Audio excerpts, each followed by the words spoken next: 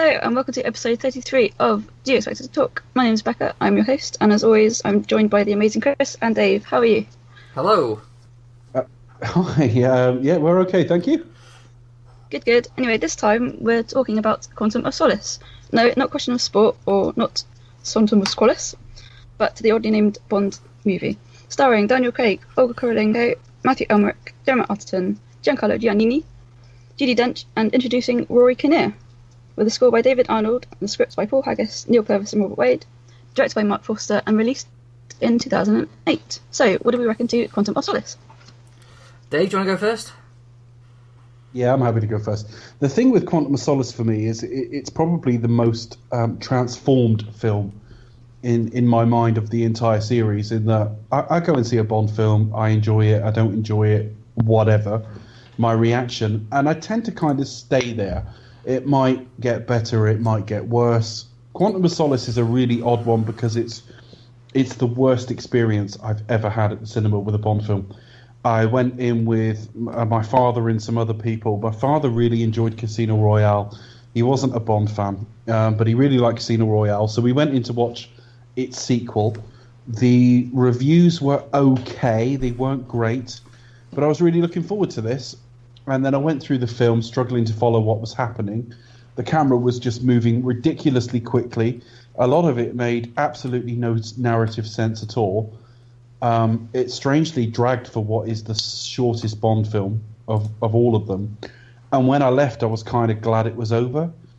And a few months later, I watched it on a DVD and thought much the same. And then maybe about 6 months after that, I sat and watched Casino Royale. And as it finished, I threw in Quantum of Solace, and it all clicked. And I now think Quantum of Solace is a flawed Bond film.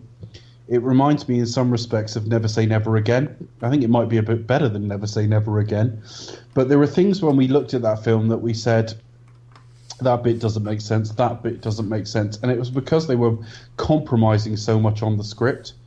And that comes out in this film. It just seems a little bit made up on the hoof. And a lot of its scenes are not properly planned out. And we'll talk about that as we go through. But now I'm looking at a very good Daniel Craig performance. I'm looking at an extremely good supporting cast performance. I'm looking at an attractive-looking film when the camera stays still enough.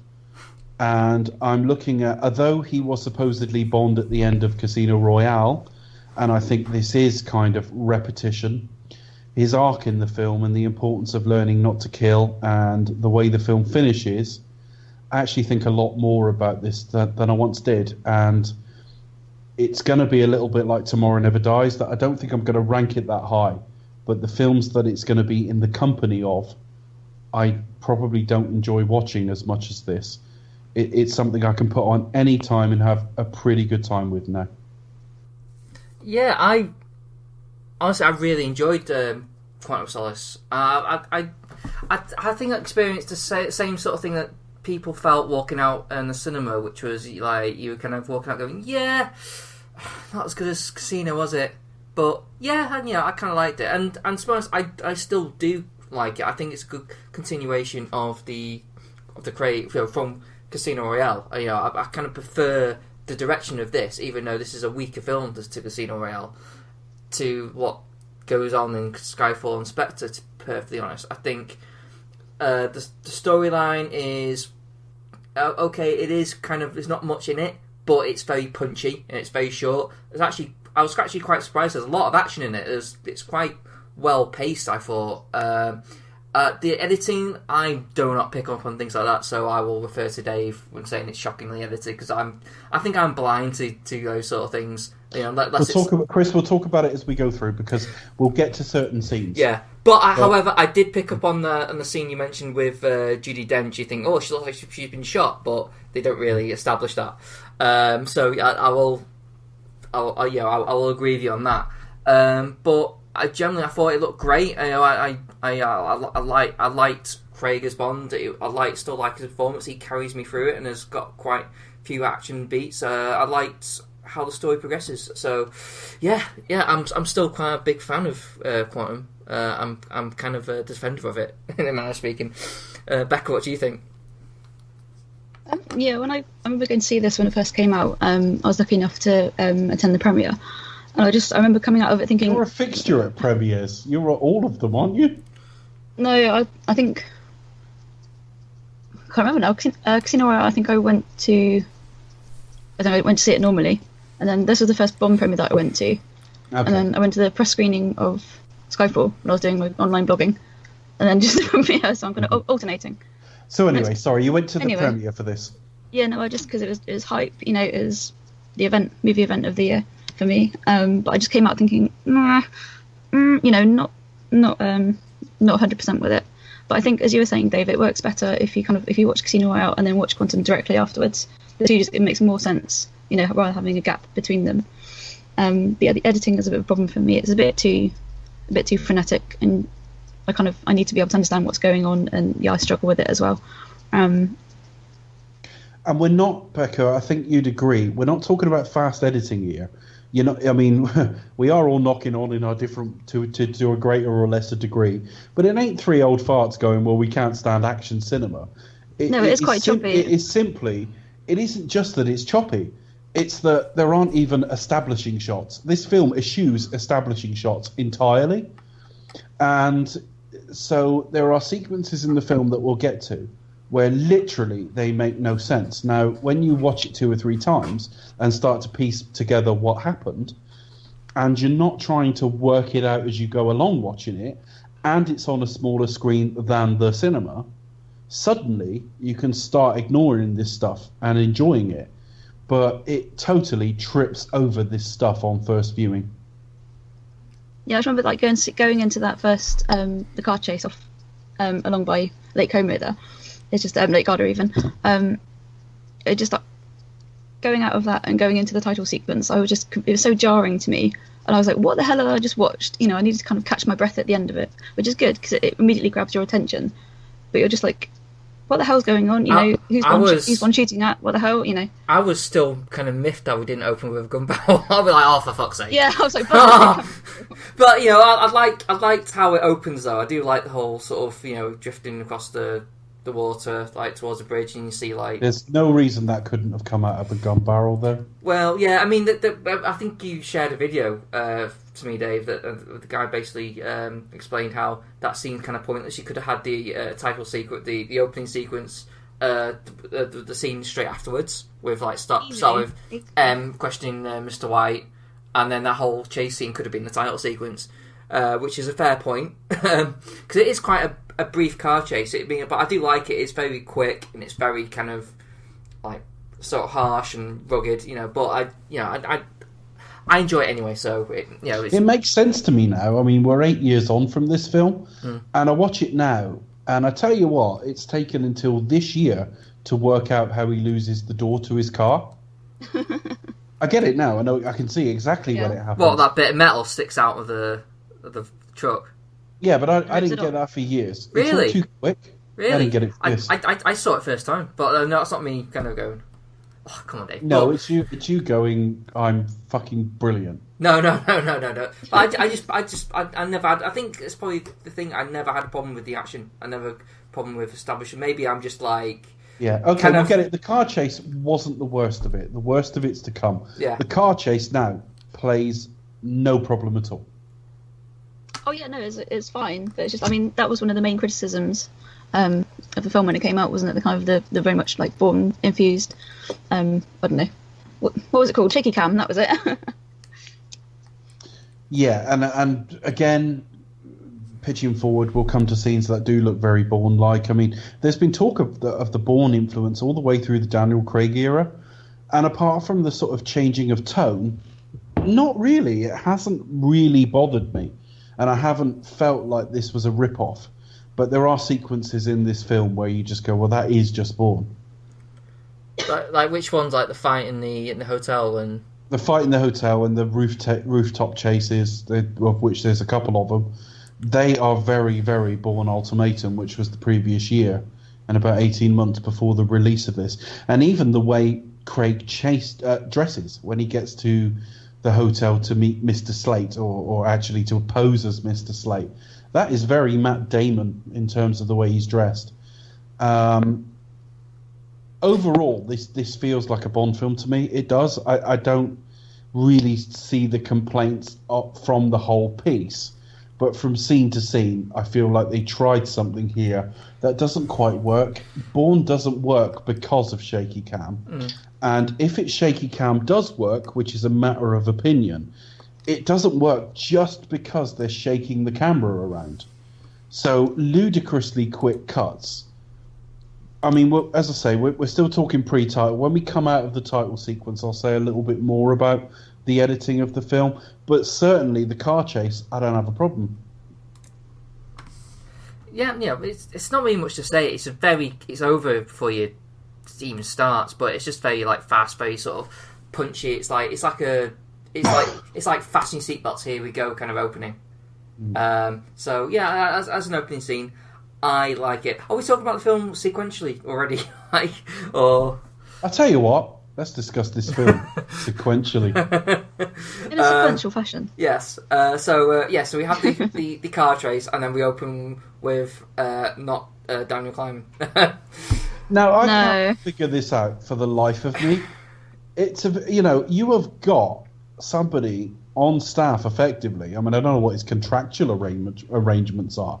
But Daniel Kleinman has never been unavailable because he's doing something else.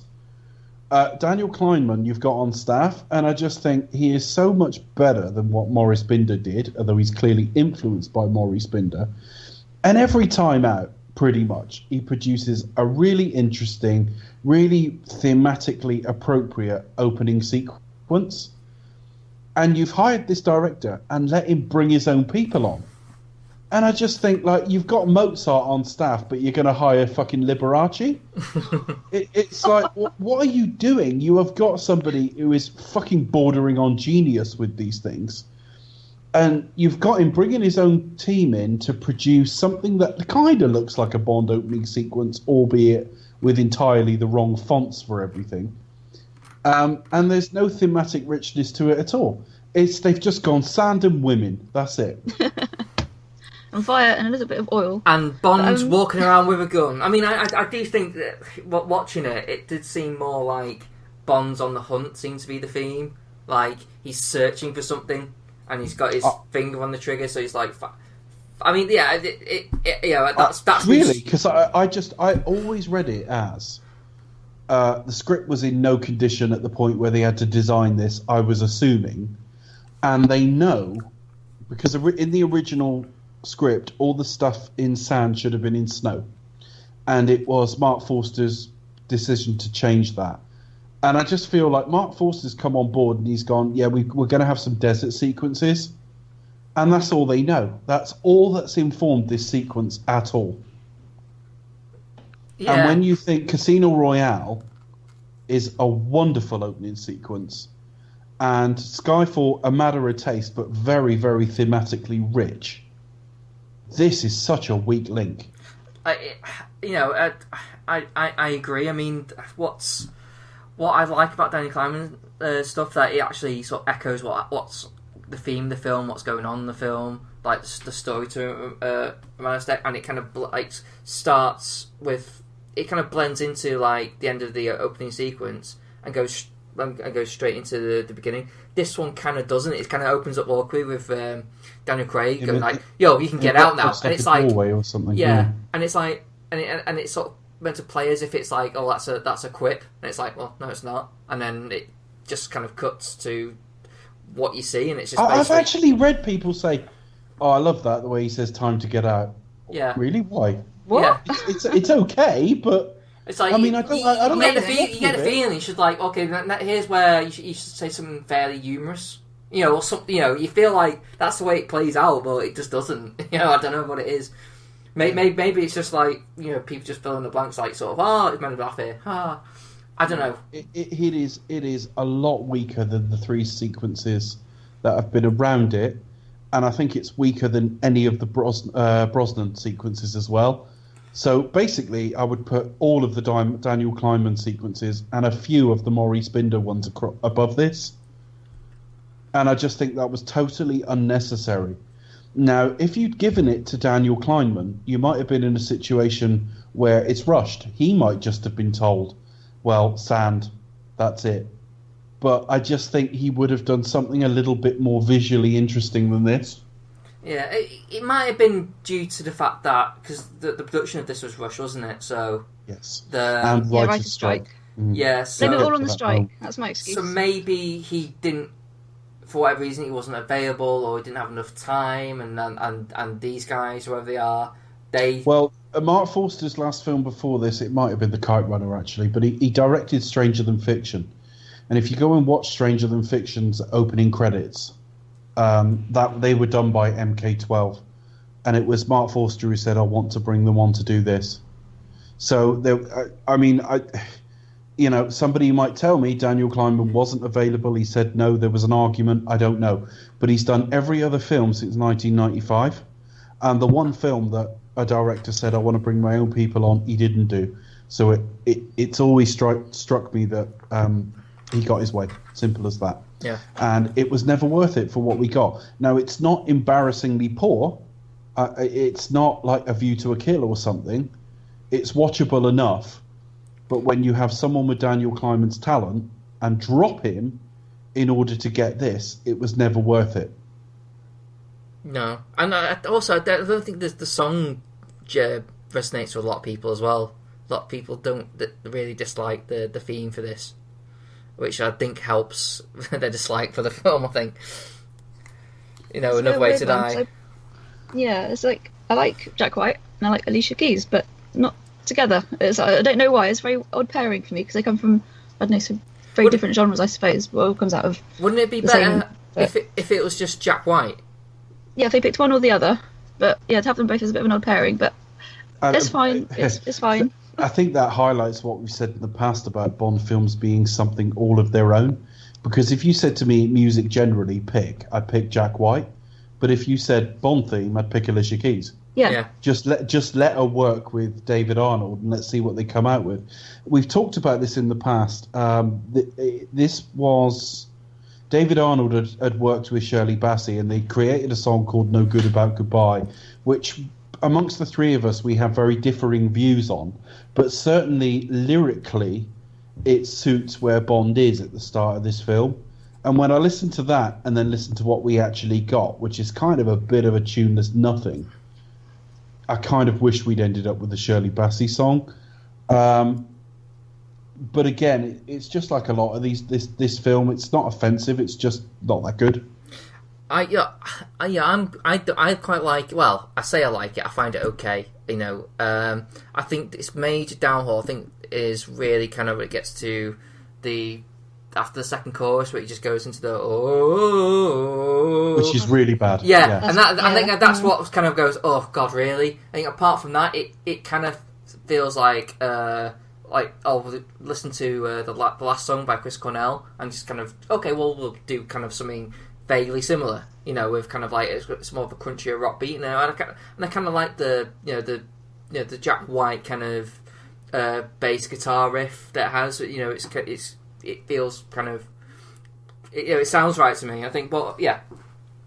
I think what I would say in its defence, and this isn't to say I think it's good because it isn't, but if you're going to experiment, you'll get it wrong sometimes. For every 2001, there's a Zardoz, and I think the same is true of this. They decided to do a duet. That's not usual. They tried to put together two very different people. That's not usual. And what they've ended up with doesn't really work. But fair play, they had a try. Yeah. I suppose it's all that. What do you think, Becca? You not a fan, or? Yeah, it's a bit middle of the road for me. I don't love it, but I don't hate it either. It's okay. It's forgettable. But what I'd like you to do, listeners, I'd like to direct you towards Cue the Music. I'll keep giving them a plug. But what I'd like to do, if I can, I'll insert a little bit of a clip of their cover of this song because it has much more energy. It's much more like rockier kind of sound to it. Okay. For those of you listening on YouTube, I cannot confirm this will definitely be there because copyright rules and all the rest of it. But for those of you listening through any other format and perhaps YouTube, here's a little clip of Cue the Music's version of Another Way to Die.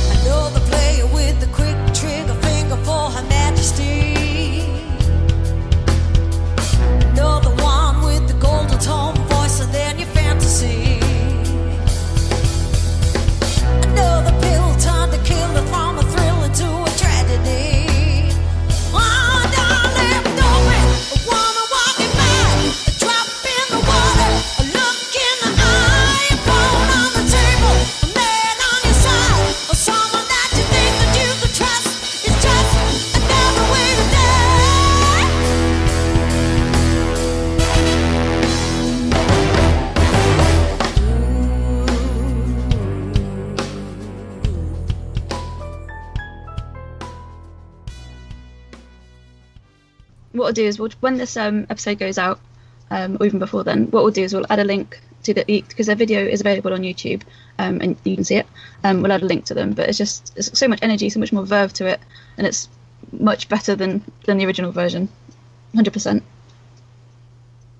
Yeah, I mean, I haven't heard that yet, so you'll be hearing it at the same time as me, sort of listeners, really.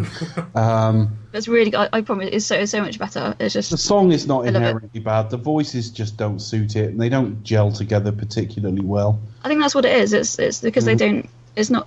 I don't know. I find it quite difficult to describe because it's not your typical sort of classical sort of thing. But it's two artists that wouldn't usually be seen together.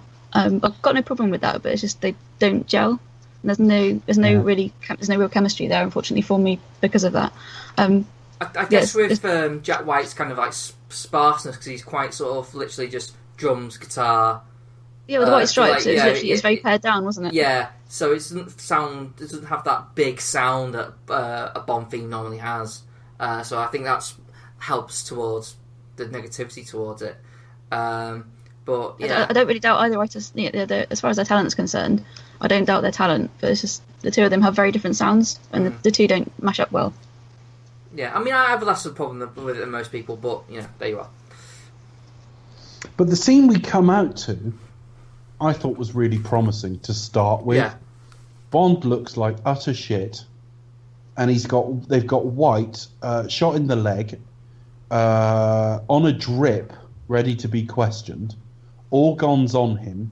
We're in Siena, Italy, which is really very pretty. It looks nice. When they introduce the location, this is quite funny because a friend of mine pointed this out to me. Because obviously they telegraph each location. It looks like it should be on a wine list or something. With fancy typeface used. I guess it's a wine list, I found that quite jarring because it wasn't very Bondian. I mean, I said that I felt that about the opening credit sequence. Well, it isn't a deal breaker because you can vary these things and I would get used to it. But a lot of the stuff in this seemed to be drawing attention to itself. But yeah, we are in Siena, which is quite a pretty town in Italy. And they are ready to question Mr. White. Bond looks like shit. Pretty much tells him he looks like shit. And this is all kind of promise. They're out in the field. We don't know where this is going. And they're flying by the seat of their pants. We're just past the end of Casino Royale, although he's had time to change suit. And because he was wearing a 3-piece blue suit at the end of Casino Royale, but we'll skip. Somehow he's had a quick change along the way. And he's had another car delivered. But okay, it's just past the end of Casino Royale. And we're in uncharted territory. There's never been a sequel before. There have been films referencing previous films. I mean, from Russia with Love, the film version, they want revenge for what he did to Dr. No. Yeah, I mean, I'd argue that Russia with Love is a sequel because it does follow like a sequel. Okay, follows on directly, doesn't it? Yeah. I think I would agree, Chris. When they said it's the first and only sequel, they're wrong, but it probably is the first and only continuation. Yeah. Yeah. Well, certainly in Craig's era. I think maybe for Bond because I suppose from Russia with Love it's more of the consequence of what Bond did. So it's more like the Spectre trying to get Bond in that film. It's what that feels more of a sequel, whereas Bond's still the same guy that he was in Dr. No. This one's more of a continuation for his storyline as Bond. So I suppose in that context, yes, this is the first Bond sequel. I'm using quotation marks, but yes. But I think the problem I've got with this, like a lot of this film, is when the action kicks off. The setup we've got here, and Bond quietly pocketing a picture of Vesper. I love that little which thing. I love. Yeah, that's brilliant. I think it just sums up Craig's performance as Bond. It kind of reminds me of Connery in the kind of like devil may care, don't give a shit, but kind of slick with it. He's going to do what he wants. So. Yeah. And he's kind of like do it in his own way. He's kind of like this throughout the film about this film. I think is this kind of like I'm just going with the flow, just seeing what happens. Just flying off the seat of my pants. Kind of like Connery was in Dr. No. Just like walking around, just walking into stuff, sort of like thinking on his feet. Or what also reminds me of is You Only Live Twice, where he kind of pretends to be like one of the guys, he doesn't know where it's going. And that kind of thing where he's just actually thinking, oh, well, I'll see where it takes me. And just I love that. I wish I saw more of that in the Spectre and Skyfall, but Well, I know what you mean about direction, because at this point we find out that Judi Dench's bodyguard, who's been in the service for, I think it's 8 years, and her personal bodyguard for 5, something like that, is a member of Quantum. Again, I don't think we've got the name at this point, but we're hearing Mr. White saying, we have people everywhere. Isn't that right? And he starts firing a gun, and from then on, it's a fucking mess. Because the concept's great, but they fire a gun he fires a gun at what turns out to be, on several rewatches, the stand to the drip. But Judi Dench is standing right next to it. It's a split-second shot of the bullet hitting that, and she falls over. So it looks like she's been shot. You've got no idea who's where, and then he takes off and Bond chases him. But they're dressed virtually identically, and they're kind of both a bit grimy as well. So when they end up in that room going around on the ropes, the cuts are so quick that I can't tell you from moment to moment which one the camera's on. And it's an utter mess. And we keep cutting back and forth to this, is it a horse race or the running of the bulls, whatever it is. Oh, the paleo, That's it reason at all.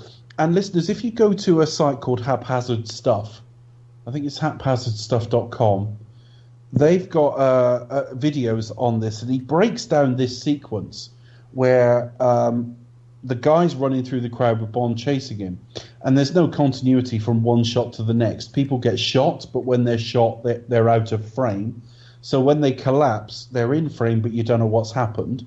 Bond's relative distance to them changes from shot to shot, and it's an utter mess, and no one's thought it through, and they've just sort of shoved it up on the screen.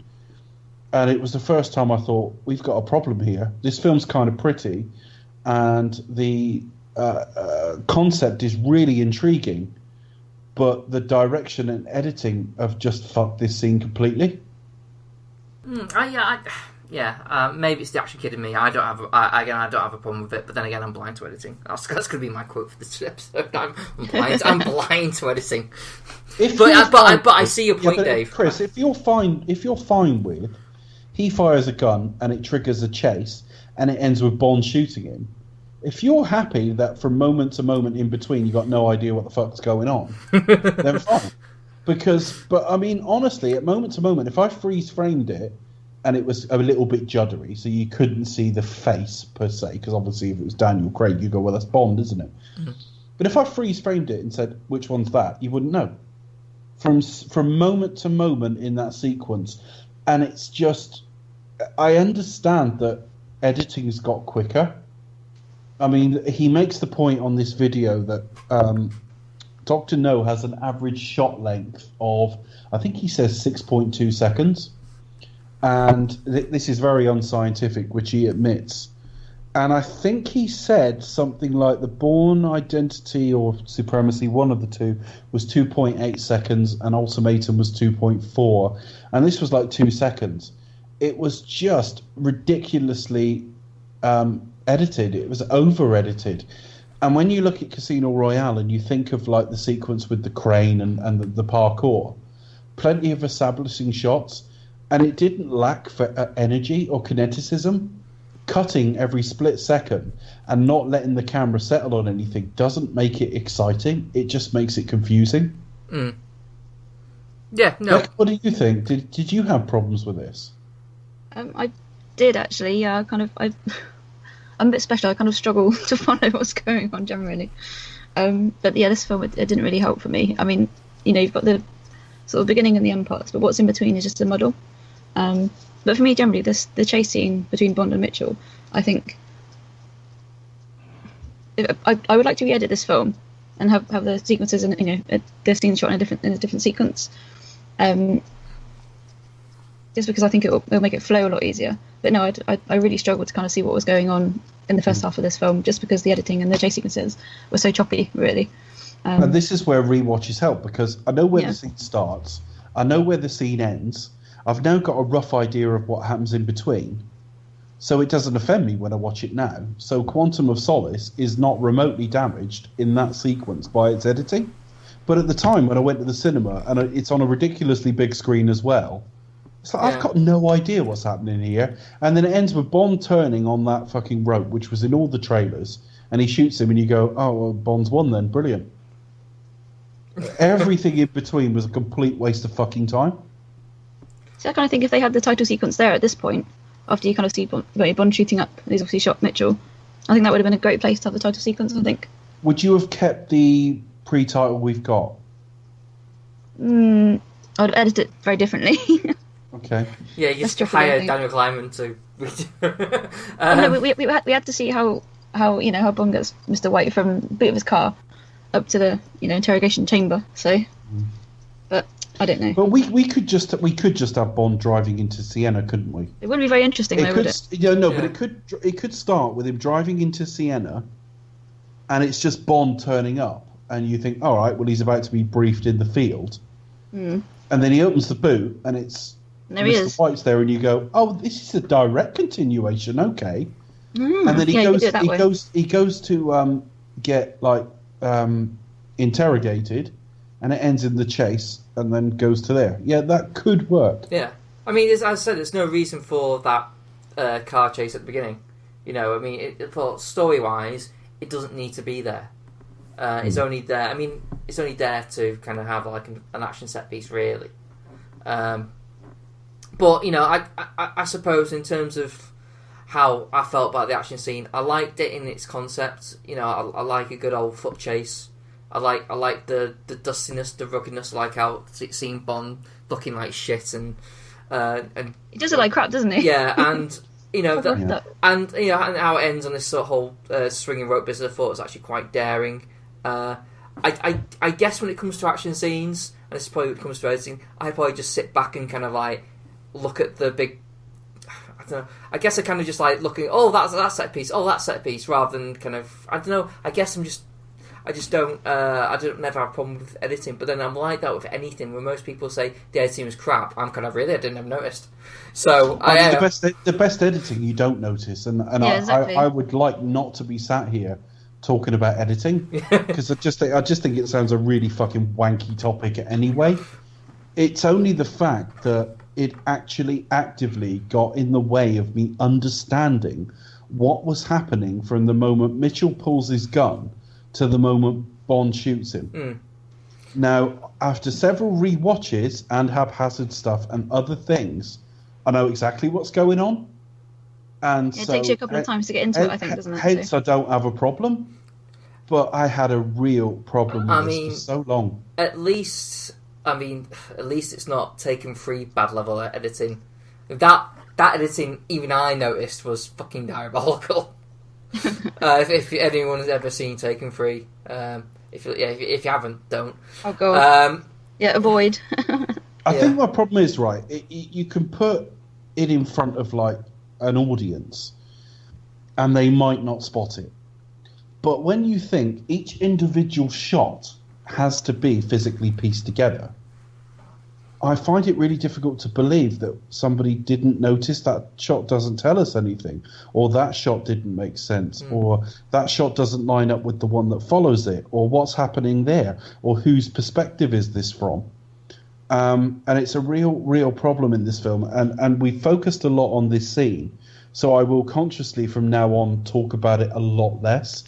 But I think suffice to say, for any of you who've either seen or not seen Quantum of Solace, I think what I'm saying here, although this is one of the worst examples, I feel the same way about the entire film. The whole film has this problem, and it's a problem that goes away the smaller the screen you see it on and the more often you see it, which means Quantum of Solace is aging quite nicely. It looks okay now, doesn't it? I think obviously the writer's strike didn't help as well, but I was reading something on the internet somewhere. When sort of Mark Foster's kind of making a film and everything, he takes something like sort of 14 weeks or something. He has quite a long time to edit it. Whereas this time, I think his team, like Matt, Jesse, and crew, I think they had something like 6 weeks or 8 weeks, something like that. They had very little time to edit this film. Like, I think that's why, obviously, that the strike and the consequences that. Yeah, I mean, I don't want to go too much into history of this film because there's not an awful lot to say. But I will just give a little bit of background here. Casino Royale came out in November 2006, and this was almost immediately slated for an April 2008 or May, one of the two, but certainly early 2008, the first half of that year. And as I think I've said in previous episodes, that really, really smacks of they're so excited they've got Daniel Craig. Barbara Broccoli chose him before they'd even seen anybody. And Casino Royale, well, we talked about it last week, it's so magnificent. You can understand that, they've had 4 years before that film since the last one. And before that, they had 3 years back to The World Is Not Enough. And you can think, well, strike while the iron's hot. Let's get some more out. But 18 months, I don't think is realistic now. They offered it to Paul Haggis to direct, the writer of Casino Royale, the co-writer. And he said, it's not realistic. It's not going to work. And they were at least 6 months on from Casino Royale until they were ready to go. So there was a year left at that point. And to cut a long story short, we end up with Mark Forster. And he has this idea, it's another thing discussed on Haphazard Stuff, that he wants to do action sequences set around the 4 elements of earth, air, fire, and water. And it's all a bit nebulous, really. And they start rushing to get this done. But in 2007, and I think it was the autumn, and that's from memory, I think it kicked off around September 2007. Yeah, I would say that as well. We hit a writer's strike.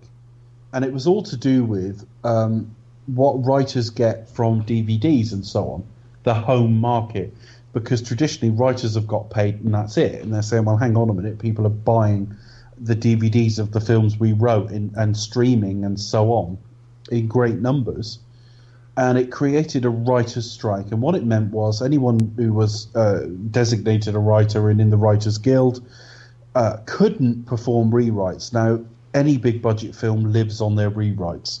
They sort of start with a decently mature draft of the script generally, but it gets rewritten as they go along. Well, I talk about a mature draft of the script. This film was so rushed they didn't really even have that. They knew it was going to be a sequel. They knew it was going to take up minutes to an hour after Casino Royale. They knew it was going to be some kind of vaguely revenge story. And I think they had some of the major beats, and that was about it.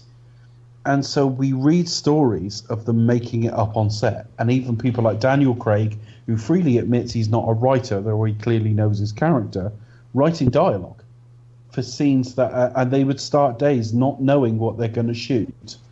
So whilst we can be quite harsh on this film, it is a little bit like Never Say Never Again. You can't be too harsh. I mean, they were just hamstrung from the beginning. Yes, it's not any fault of the production. It's just the circumstances that they found themselves in, really.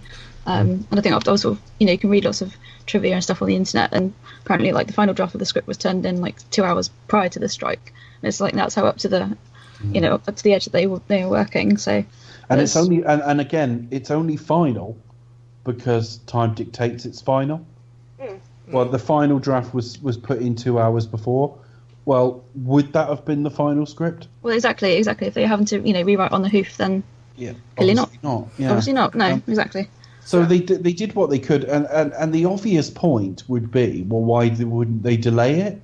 Well, if that's Marvel or Lucasfilm or anything that's a little bit more entrenched and successful and owned by a bigger company, then I might be tempted to agree. But you've got to think that about 18 months after the release of this film, we ended up with a situation where they were in desperate trouble, MGM, ended up in Chapter 11 bankruptcy, and we didn't get another Bond film for 4 years. So there's certainly a point of, well, if it hadn't come out now, would it have come out at all? And also, not only that, they needed the cash injection of this film coming out. So I don't think there was ever talk of a postponement or a cancellation. Yeah, I guess they want to strike while the iron's hot, isn't it? While they got Craig, fresh off being lauded as new Bond, I was thinking about this literally today because I rewatched it, and the whole idea of troubled productions, and it's really only detriment to how the film turns out in the end. I'm pretty sure there've been tons of great films, brilliant films, like films that everyone loves and adores, that I probably just had a horrific time on set. A very good example, Chris, would be the Paul Greengrass Bourne films. They've both started, and I say both because at the time of recording, Jason Bourne isn't out yet. So the two he did in the 2000s, both of them started really kind of without scripts, and they were figuring it out as they went along. And Paul Greengrass is very good at that sort of thing anyway. And the end results are terrific. And I also must point out, all Marvel films have reshoots built into its schedule. They always expect to figure it out on set and come back to it. So this isn't unique. And we're going to get to Star Trek a little bit later in the year. And I'll talk about this again when we get to the 2009 Star Trek. Because although the end result, I would argue, is better than this, there are points in the film you would say that needs another polish, another pass, and that would have been sorted. This film, but the difference is Star Trek 2009 started shooting before the writer's strike started. So what they couldn't get was those little tune-ups on set. The Bond film was a lot more truncated in schedule, and before they started filming, it was underway. I think, and also I think there's a flip side to that coin as well, in terms of, I'm sure there's plenty of films that go swimmingly well, like on set, and come out and are absolutely terrible, or just really bad or bland, So I think it just depends on the end product. I mean, I was watching this and I was thinking about, you can kind of understand how some parts of it were down to the trouble set, but at the end of the day, I was still engrossed and enjoyed by it. I couldn't really it didn't really show that much to me. So I was, so it was just like a funny thing, thinking that you never really, that the idea of what's to blame in terms of a film. I think sometimes making a film is literally just like that. You're figuring it out as you go along. It isn't really finished until it's finished. So it's a funny thing that. So you'll do what you can to make it work. Really, you have to put up with what you're given. And I think with the finished product, it's okay. It's serviceable. It's enjoyable. It's not the worst Bond film. It's not the worst movie ever. But I think they did well considering the difficult circumstances they found themselves in. Yeah, definitely. I guess my problem is I also think Mark Forster. See, if you settled down the editing and every shot made sense, you'd think, well, it'd be a much better film. Well, yes, it would. But I also felt Mark Forster was trying to change too much too quickly. So, for example, in all the films so far, we've had a pretty distinctive office for M. Now, as much as we might prefer the Bernard Lee sort of Robert Brown version, Judi Dench had quite a nice office for her time with Brosnan as well. That changed, though, didn't it? That changed quite often, because I remember, did it? I don't think it really changed. I mean, the positioning of a desk changed, but the Brosnan desk, the Brosnan M office was much the same in all of it. But then you get and the end of Casino Royale as well. Yeah, but you didn't really that's different as well, doesn't it? You didn't really see her behind a desk that much, though, did you? It was just more kind of. It was mainly GoldenEye, but you did see that mainly office GoldenEye, occasionally. Really. But what I'm saying is, you get to this film and suddenly they're on the set of Minority Report. Yeah, it's very scientific. Exactly, that's what I was thinking when I saw this film. It's very chromy, a lot more light, but I just kind of felt that. I guess it's the way some people must feel about License to Kill. That I feel they've taken away some of our anchors, some of the things that are touchstones that bind us to the series have gone. See, this is why that was my argument for not being the massive fan of License to Kill, I wasn't before, because it was more of an action. Well, I kind of saw it as more of an action movie than a Bond movie, if that makes sense. But whereas here, I kind of have the same problem. We'll get to the action later on because there's all kind of four major elements that you would find combined in a Bond movie. But it doesn't say Bond James Bond. It doesn't order martini, although you heard the recipe. and it's kind of more. It's more of like just a generic action movie. For that sort of reason, you don't have those really important like Bond elements, I guess. I mean, you've got like the girls, guns, locale, stuff like that, but the sort of things that we know to be a Bond film don't really crop up in this film. Where you have to really look for them. I thought that helped License to Kill because. Oh yeah, no, definitely. I mean, my opinion of it has changed since then. So. Him, rowing with them didn't have the little things that jar you and go, well, that's not how James Bond's meant to behave. I look at this film, and I don't dislike it at all now. But those little things that might, and it isn't about ordering a martini. A bad film is a bad film is a bad film, and a good film, similarly, ordering a martini doesn't change either of those things. No, definitely not. But whilst I don't mind them dropping some of the tropes, I do think that, like, had we cut to MI6 and it had been an office we recognised, it would ground us much more in this film. But everything just felt so different. We had no gun barrel. We had a very different opening sequence and song. We've suddenly got this whip pan editing style we're not used to in Bond at all. And when he heads back to a building we know, none of it looks familiar. No, it's some kind of, I don't know, could be the ship of the Enterprise, the Enterprise or something like that. It's kind of very scientific and quite cold and quite clinical. And I was like, oh. Yeah, I think the general audiences were kind of like, okay, we've had Casino Royale, which was very vastly different to what we had before, particularly recently.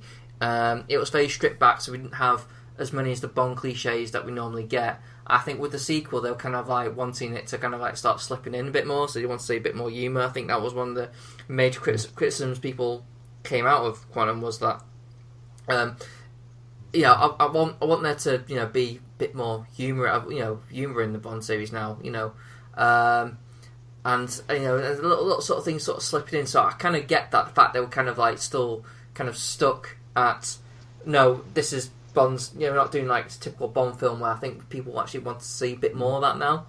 I think it's like the idea of the fact that, oh well, James Bond's not really James Bond we know just yet. We thought we established that in the first one. I thought like the end of been there, done that. Yeah, I thought the end of Casino Royale was kind of like, well, he's James Bond now. He's 007. The name's Bond, James Bond. That is what you needed to know. Exactly. And then like this starts. It's like, well, his journey with Vesper hasn't quite finished yet, so he's still, it's like, so that kind of things. But still, at least Skyfall won't do anything silly like leave the gun barrel to the end. Yeah. or God for that. or have him go on the tube and the guy go, oh, he's keen to get home. He's keen to get home, isn't he? I just, there was something very intriguing about this. I mean, some of the bits were a bit odd. I mean, he turns up back in England and he goes to like Mitchell's flat because he meets M there. And it's really council house and weird. But it's odd to see Bond there, but it at least sells you on the money in your pocket could be something to do with these guys. They are everywhere, and that would have been such a wonderful idea for the entire Craig arc. And yeah, here's another thing why I like this film, and I think Quantum is a better villainous organisation than Spectre turned out to be. Well, yeah, that's only because there wasn't really a Spectre, was there? Well, no, but in terms there was in name, but what did we see of it, and what their aims were? Yeah, in as a Quantum or Spectre? In Spectre. Exactly. There wasn't much to them, really, was it? It was a bit of a damp squib, to be honest. I mean, that doesn't necessarily say at this point the film's good or bad, but certainly you've called a film Spectre and then showed us none of it, really. I just think... Yeah, a bit of a disappointment. I just think Quantum, as a concept for an evil organisation, at it's that much time... more interesting, isn't it? At that time, and now this time, it makes absolute sense. The idea of a shadowy organisation who is running governments, funding terrorism, just to play off each one each other, to just the sole purpose to fuck shit up and make money, is kind of like, well, yeah, that's kind of how it... I believe it kind of is with a lot of cases, or I can kind of believe it's a lot more interesting. I think if there was a Spectre type thing, that's the kind of shit they would be doing. Well, it's only an extrapolation of governments are now to some degree run by big business. Now, I don't mean that literally. I mean, it might be, but I'm not really a conspiracy theorist. But there is no doubt that their obsession is with lobbyists and wealth creators, and big business can shout louder than us. And so business is a very much an influence on government. So this is only an extrapolation of something we know to be true. I think it just makes sense as well. It just I think it's such a good idea to kind of like for it to kind of just die out in this film because because they got the right back to the name. Yeah. Yes, yeah, they didn't have the rights to and the fact that Spectre or anything like that, did they? So yeah, that and this film isn't as popular as the other Craig films. So yeah, but it wasn't because of Quantum, was it? Yeah, I know. It was because of a ton nothing of to do with editing. them. And the fact that it feels like a coda to Casino Royale. But I kind of feel like it's damaged by association, if you know what I mean. It's like... Yeah, it's kind of been smeared, yeah, let's just well, I mean, for a long time, I thought of this as like half a film, in as much as... one of the reviews I read before I even went to see the film said it felt like a comic book spin-off at the end of a film. That, like, the film left us here. Here's what happened next. And I kind of agreed with that. And so... when Skyfall came out, I almost felt like Craig had done like 2.5. I don't feel that way now. This is a full Bond film, but it is kind of a coda to what came before. And a lot of people, bear in mind, the Bond fan base, there's a lot of people who've been around since the beginning. There's a lot of people who are not that young now, going and watching frames of cinema they can't even follow. I can see why this film, it didn't struggle. It only did a little bit less than Casino Royale. But at the same time, I can see why it wasn't a critical darling. Yeah. I think isn't it like the third most successful after? Also, you've got like Casino Royale and Spectre and or Skyfall even. Yeah, you've got in unadjusted now. You've got Skyfall, Spectre, Casino Royale. This and then Quantum, yeah. Yeah. So. But it's a really. But, I mean, they do tell... As you watch it now and you're not being caught out by the flashy visuals, which I was to start with, I was just like, why are we getting this Minority Report bollocks? Now I've got used to that. Touchscreen. And they're telling the story about the money and everything else. And they talk about Haiti. And Bond goes there. Actually, the plot's quite nicely laid out. Yeah. It's all stylistic stuff that hurts it. I mean, Bond goes to... And again, it's another one where he just kind of turns up and he's not sure what he's going to find at all. Yeah, I mean, I was quite surprised how literally he goes like, oh, well, it's in Haiti. And literally, he's literally arriving in here, like, the next scene. And it's like so... It's so punchy. Yeah, so basically, he turns up at the hotel... And to kind of like that's where we get the Michael G. Wilson cameo. By the way, he sat reading a newspaper in reception. Oh, I've never noticed that one. I only noticed it today. Oh, okay, wow. Thinking you miss it. There he is. And yeah, we have the Bourne-esque fight, which again is kind of brief. I feel like it is Bourne-esque, but it's so good because Daniel Craig's good at this stuff. It's very. I mean, what I like about it is kind of. Quantum seems to be a film, I said before, it has a lot of action scenes, but they're quite short and snappy. So it feels very pacey. So I do like this fight, because I like it, again, it's just like an extension on the Casino Royale, where it's just really rough and rugged. And I will say, before we get to it, there are things in Skyfall I really like, but the fights are better in this. Yeah. Yeah, definitely. Well, apart from when he fights Green at the end, but we'll get to that one. Yeah. It's only because he doesn't know how to fight. No. Well, I'll make a point about that when we get there. He's a bit silly, but... Here's my thing with Green. We'll get to him, but I literally thought of this today.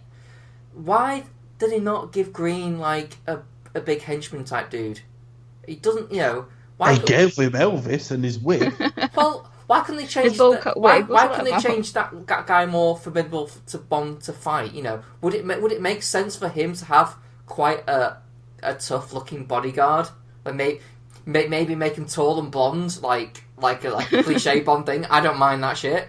But Dominic Green, to me, I mean, his plan fine, but Dominic Green and the henchmen around him, one of the weakest villainous sort of organisations in the entire series.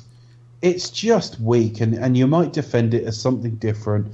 And Matthew Almarak's a really good actor and everything else, but it's poor. At no point does he really seem like a threat. He doesn't strike us as that creepy.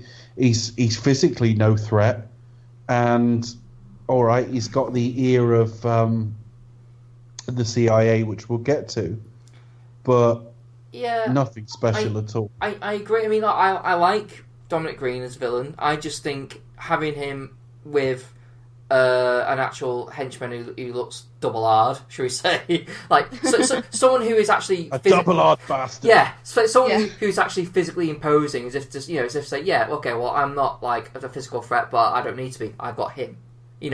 That kind of thing would level things out a bit more, in my opinion. I think it would give that fight at the end, if it's like Dominic Green could escape while the place is blowing up, and Bond fight him instead. And then he could just catch him up later on. Spoiler for the rest of the film, but Spoiler alert. Do you know what I mean? I thought there was no reason why that couldn't have been a thing, So, it was just a thought that she came to my head. But the fight of the what's his name, the guy he impersonates at the end, isn't it? It's really rough and rugged. I love how it's Bond just kills him by stabbing him in the leg, by severing like a important artery, and he's just there calmly, just looking around. No witnesses. No, okay. Wasn't it in the neck? Was it the leg? Was it? I thought it was the leg. No, he gets him in the neck as well, and then he gets him in the neck, and he's basically. Probably both then. Yeah. It's horrible. It's quite a brutal death. It is. I mean, it's through broken glass and all that. Yeah, it's quite. But again, it's like I said, I love this how Bond is literally just turning up, just seeing what he can find, gets in a fight, and literally minutes later, M rings him. It's he tells him, yeah, he's a dead end. She's like, he's fucking killed him. But I wish Bond would stop killing people. She spent a lot of this movie being pissed off, didn't she? Well, yeah. Again, I liked how it kind of addresses that fact that Bond does kill people, and you think, well, surely M would start getting. Job. Yeah, but M would start getting pissed off. Look, I want fucking information. He's dead, so fucking good to me. So that's learned a lesson from the last one. You can't pump anyone for information back when they're dead. No, totally no. No pumping going on here. Pierce Brosnan would. You would have pumped tomorrow. Yeah. Oh, the old necrophilia. Oh, Christ. So, yeah. There's no pumping going on here, apart from maybe oil and water. Yeah, and I like how no business he is, so he literally just kills a guy, sort of straps himself up, gets a jacket on. Cleans himself up. Yeah. Wanders outside. Yeah. And I love the way she says to him, not the way she says get in, because I actually think she's quite weak, but he just goes, all right. Exactly. Right, why not? And, he's basically impersonating Slate, who it turns out is sent to kill her.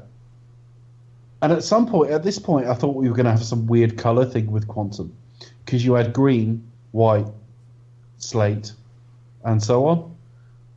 But it turned out they dropped that kind of quickly as well. Yeah, there's a kind of theme going on, but that's about it. That's kind of where it ends, really. So. And this conversation's fine. They get taken to green, where Bond is flanked by the worst extra of all time. Have you seen this? Yeah, I've seen it. When he's sat, you can find the clip on YouTube, because when he's on the bike, you can see there's kind of, I don't know, like a bin man or kind of street sweeper behind him. Yeah. His broom doesn't even touch the floor. It's really weird. He just kind of pushes it up twice, and he's wafting it around the air. He doesn't. He's basically miming cleaning. He's miming street sweeping and not actually doing it properly. By wafting. And unlike Sean Connery, not everyone around him is knocked out by his wafting. But it's. I just think all of this is so weak. And the whole action from here on is fairly weak as well. What do you think, Chris? I like it. I mean, I like the... Well, first I can just say I love how Bond just deals with the guy with the bike after he gets out of the car. Oh, that's great. That whole, you were supposed to shoot while I miss, and he just flicks him up. It's that whole thing I'm still in.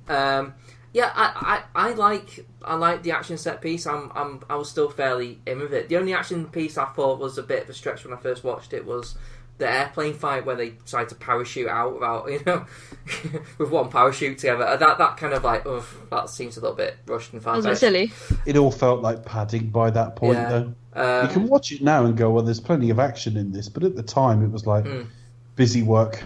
Yeah, but generally, I kind of liked. I do like the action.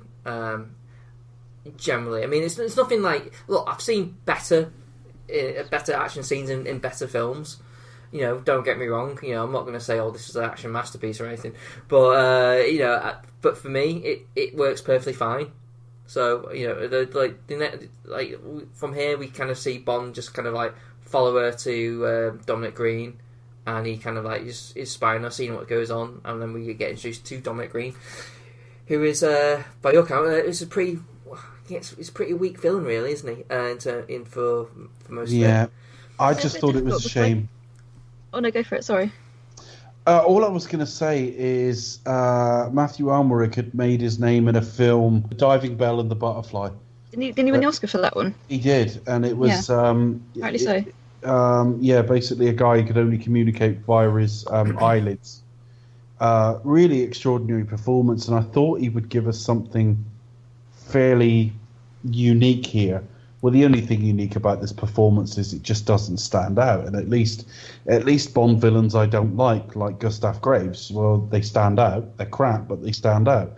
This is really quite poor. I think he was going for kind of like that smarmy kind of politician type guy. I think that part of it was kind of partly based on Tony Blair, wasn't it, at the time? And Nicholas Sarkozy, I think, as well. Yeah, Sarkozy, that was it. Yeah. Was it? I had no idea. I think for his, into his inspiration for the character, his performance, like a politician style, And he's very boo here. So he's very sort of devious. I mean, there were things where I thought wasn't quite clear. When he's talking to yeah, I can't pronounce her name. Sorry. Sorry. He's talking to Camille, and he's telling about a story, or like, I was, I've always been like hate people sort of talking about me behind my back. There was like, I was, I remember my first crush was this girl my mother used to teach piano to, and heard her saying nasty things. I took her iron, and it wasn't and then after that, nothing. What, you took iron and what? What do you do? Iron a shirt, Yeah, it was great. Like, thanks. Yeah, it was like, is that meant to be like ambiguous? So we're supposed to kind of like picture on our heads what you did? You're meant to be scared by this, What? Yeah, that kind of thing. So I don't know if that was they just edited it out by accident, or they just couldn't think of anything. I don't know, but that was a bit odd. But generally, that really has writer strike written all over it. They've got the beginnings of an idea there. I'm sure it went somewhere, and they weren't sure what. They probably felt they needed this scene to link to the next one, so they've left it in completely unfinished. And we go into a sequence now that doesn't really make any sense. The bike stuff's okay. Then they end up in a boat. That again, I keep referencing haphazard stuff. They make a point about like the anchor in this and how the sequence ends. It's a little bit weak. Yeah, I mean, the CGI in this boat chase is terrible as well. I must point out, it's pretty bad. It's he does basically give like Camille's way to like this kind of. What do you think of like the dictator type dude? Is he Medrano? Yeah, I mean he's quite kind of gross, fictional. Well, they throw in him being a sex offender in order to pad him out and make us root against him. In reality, he's very like General Chang in Tomorrow Never Dies. He's been sort of pitched to by the villain of the piece to try and gain influence in that country. So pitch yourself to a monster and try and influence his power. Mm. I suppose it's kind of like, I don't know, if you want your henchman, I suppose that's probably the closest thing apart from Elvis that Elvis. that he comes to as a hedge. Well, not Elvis, obviously, Elvis Presley, but I suppose he could almost be, General Medrano could almost be like a henchman, kind of, because he's basically like sort of puppet government, really, isn't he? So he's obviously sort of corrupt. Yeah. He's going to facilitate this coup, and Medrano's is going to sort of posit himself in there, and then you can say, right, okay, you can have all the oil and all the water, He's very But it's oafish, just, yeah, isn't he? I think he's very oafish. Yeah. I think that's why the He's right, get- yeah. yeah. I know when you add the fact that he likes to rape and kill women, it's like, yeah, you're. Well, Yeah. that's kind of Camille's story, which doesn't interest. Well, that's her sort of motivation for revenge, really, isn't it? I mean, she's like sort of Melina from For Your Eyes Only. She's following her own revenge mission. You'd have done as well. just as well not to bother with a Bond girl No. in this at all. But of course, even though the Craig era is much better than the previous eras, for he doesn't have to finish in a woman's arms. No, exactly. Yeah, she did. There's still an element of we've got to crowbar women into this. I suppose, but I think I like it in this one because here I think she's there to kind of like help Bond on his journey emotionally, rather than like in terms of sort out the bad guys. But she's kind of there to kind of like as someone who is seeking vengeance herself. It's like someone who he can relate to, and kind of like and take an outside look at well, yeah, you are, I can see I can see what your problem is, but I can kind of reflect that self on me now. So, I can, I don't mind. I kind of like it in here because it does reflect on Bond himself. And she's not like your typical Bond girl, really, is she? She's kind of like more like foils for each other. Yeah. I suppose if you've got to have a trophy, it's Fields, isn't it? I suppose. But definitely Camille's more. She's not so much a love interest, but more kind of like she's probably one of the first Bond girls who's on like equal footing, if you want to call it that, with Bond. See, I don't agree. They do that every now and again we get a Bond film where they go, she's a match for Bond and she's an equal and all the rest of it. We've had that right the way fucking back to Goldfinger. We've had it on and off since Pussy Galore. There have been plenty of strong, empowered women in this series, and yet we're still saying, finally, one who can match Bond. We've had it right the way through this series, and sometimes they drop the ball, like with Triple X, where she becomes a bit of a nothing near the end of the film, or Tiffany Case, where she's really strong for the start of the film, but not at the end. But we are not short of fairly empowered women in this series. And I don't think Camille stands out particularly at all. We had Vesper Lind in the last film, who was very strong. Now, as much as I hate Die Another Day, you had Jinx was very much supposed to be an equal in the film before. I disagree about Jinx. The film, well, she's not very well realised, but the idea is certainly there. The film before that, the main villain is a woman who absolutely, sort of bedazzles Bond. Yeah, she's one of the more formidable villains in the series. Before that, you've got Wei Lin, who's probably better than Bond. She kicks ass all the way through the film. Before that, you've got Xenia, who is a very well qualified computer programmer. Before that, you've got a CIA agent. I mean, this film is just not short of strong women, and I do not think Camille stands out at all. Okay, fair enough. I like it. I guess it's like a because she is very vulnerable at time when it comes to killing the evil dictator dude whose name I can't remember. Medrano, yeah. I'm great with names, me. She is kind of like it does kind of take a lot out of it. It's like I don't think she's actually killed anyone before, even though she used to work for the Bolivian Secret Service. I think I just like her as a presence, as someone to go along with. I like how it doesn't excuse the fact that Bond has to sleep with her for her to be there. If you know what I mean. I think that's I've always liked that about the Craig era, though. They're not purely sexual beings. I mean, there are exceptions. I think Agent Fields is crowbarred in. She's not a logical choice to be there, and she is there for like Daniel Craig to fuck somebody. But by and large, his era is not just about their sex objects. So at least it has it's that. a completely different era, isn't it? Now, I mean, the world's very different. Well, you could argue it hasn't changed or it is wildly different. I have seen people towards argue, the 60s, but I have seen people argue Skyfall's misogynistic. Yeah, I would tend to agree with that a little bit. Okay, that'll be an interesting one for next week. Oh, is that the whole thing with Silver's girl thing. Yeah. That whole Yeah, thing. pretty much. Yeah. Yeah, I remember that argument. I kind of really disagree. Big problems with that one. I think I'm with you, Dave. I think I completely disagree with that. I think that's people read too much into it. But we'll get there next week. So so where are we then? We have that boat chase, and he just basically just drops her off. Literally just casually just say, oh, she's feeling sick, and just walks up, leaves her. And then where do you go from there? Yeah, I don't really get why he does that, and it's a bit random. It's like the only sort of quip that he makes in the film. It's like, oh, sorry, she's seasick. It's like, what? What's going on? So I think he yeah, just... on there. I think he just... Well, he doesn't really know what her thing is. So it's like, as far as he's concerned, he's saved her life. And now she's dropped her off to safety. So that's about as far as I know. She doesn't really realise that she's literally that close to getting him. Yeah. So I think that's why she struggles. I mean, we'll get there towards the end, but I think that's why she struggles, because her whole life has been building up to this moment, and it's kind of snatched away from her. Yeah. And then when she finally does it, like at the end, she's like, oh, what do I do now? Kind of put my whole life's work, and he's like, oh. It's like, well, that's why she's kind of so, just really bothered by it towards the end, I think. It's a strange film after this. It's all over the place. I mean, it really is. Because I don't readily remember where we go next. Do you? Okay. I had to write it down. No, we see creepy Gregory Beam, don't we? He's like the section chief of South America, and they're basically, well, not, I was going to say in bed, but they're not in bed with Green and his crew.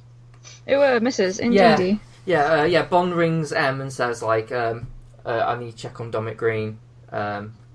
Need to find out what I need to know about him.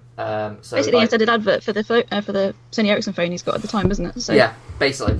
And that's a good phone. I had that phone. It was good fun. And again, it's like, I like it because M uses her brain, and she rings the CIA, and they put on hold, put straight to like the head in that division, and she's like, well, he's clearly there was stream interest, Yeah. I love that. Well, he's just put you through. Yeah. Well, yeah, hang on a minute. I've just mentioned How this does she guy. know to do that? He knows to do that. They're clearly tracking him. Yeah. So, yeah, exactly. I liked how it's like shows that M is not an idiot. It's a little sort of character touch that which I like. It's because Kenny goes, oh, well, Dave just says, like, come on, don't be daft, Tanner. Don't be daft, Tanner. And of course, there's Green having a meeting with them, doing some dodgy shit, and Felix there, just like hating every minute of it. I mean, he's sulking through the entire film, pretty much. He's really moody, isn't he? He spent this whole film with a massive moody on. It's just like, what? Well, you would be if you like made to do things you didn't think was actually right or legal. No. So, I think he was a bit of a victim of the strike as well, because apparently he was meant to have like such a bigger role, but it was kind of just like, it was really, most of it was left on the cutting room floor, so which is a shame. Sorry, who was? Oh, sorry, Felix. I felt that when I watched it. I just felt, I mean, they meet in a bar at one point, and they've got like 10 seconds together, and you think, stop, have a conversation. And he's, later on we see him at Green's event, and he's just sat in the background. And I just think they've got him. They know they want him there, but they haven't really figured out what to do with him. No, he's a real weak point in this film for me. He's really underused. I mean, he's a brilliant actor, and I like him as Felix, but he's so underused. And they even has a line, you don't know me. And it's like, well, no, we don't. I tend to think that if I'd not known this film had writer's strike problems, I'm not sure how much I would have put that together. I'd have just thought this film has problems. But given I know it's got writer's strike problems, I can almost see where they are. I just think, that clearly they were going to expand that, or clearly they haven't quite thought that bit through yet. Do you think that's why the film is actually shorter? Because they didn't write enough to enhance I'm led to believe. Maybe. I'm led to believe Mark Forster set out to make a shorter Bond film. Mm. He set out to make one that was shorter, punchier, and everything else. So not necessarily. I actually think this film would have benefited from a bit more of a running time. And it's one of those bizarre things. You see it sometimes. You see it with someone like Kingdom of Heaven, where its theatrical cut is far shorter but feels longer. Something to do with putting material back in, like, makes it flow better. And I do wonder that about this film, because when I watched it in the cinema, it felt interminably long, and it's the shortest Bond film. And I do think if they put a bit more meat on the bone and it had flowed a little bit better, you know, and been, say, 2 hours and 5, it might have benefited from that. Mm. And yeah, possibly. I mean, it might have solved like the inconsistencies of the editing as well. You know, if you had a bit more time, bit more story they can put together, it might cause less of a problem. But anyway, so the film just really struggles from now on, because it all feels like busy work. They cram in a load of action sequences. A bit later in the film, we've got Agent Fields turning up for no reason. Do you send an attractive young woman to Bond, well, who's filing reports is what she does? Well, really? Well, it's odd that she just shows up in a raincoat. Yeah, she's not. I don't think she's actually not wearing anything underneath that raincoat. I know, that's what it looks like. I think that's how it's meant to look. That's how it looks like. That's the whole point of it. She looks like a stripper gram.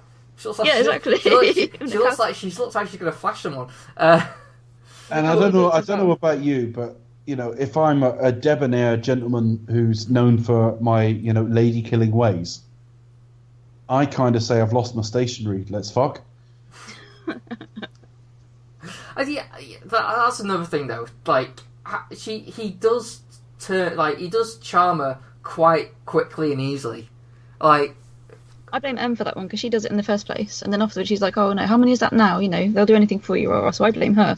Well, yeah, but it's the way he does it. It's like literally he just walks into the hotel and like, "Oh, I can't." I've lost my stationery. And she's okay. like, she kind of like smiles, goes, "Oh, go on then." But you know, but he's kissing her. The way he's going on about it's weird. It's like she's some kind of statue he's worshipping. It's weird. Well, you know, Bond's... It's very odd, isn't it? Bond's a lover and a fighter.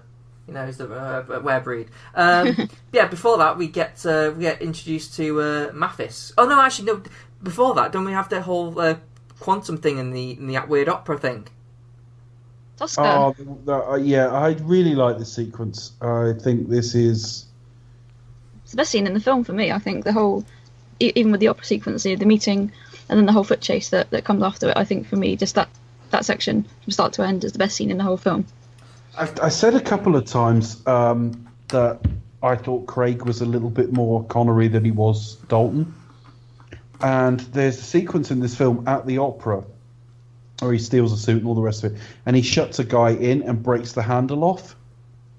And that reminds me of Connery elbowing the fire bell in Thunderball. Yeah.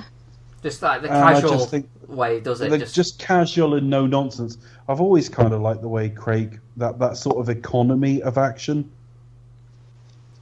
Yeah. And it really shows up here. And that sequence is great because it's Bond going to work, and we don't see enough of that. Yeah, again, it's Bond kind of going the flow. He's like, okay, like seeing what's what. He's listening in, and you know, rather than kind of like keeping his mouth shut and just taking in all the information, he interrupts and goes, "Oh, can I say something?" And that causes a reaction. People to leave. He finds out who actually. And he takes photos of all of them, and White stays where he is, yeah. Which proves White's the smartest guy in the room, yeah. Albeit he knows who White is. Yeah. Anyway, so yeah, it makes a true. difference. No.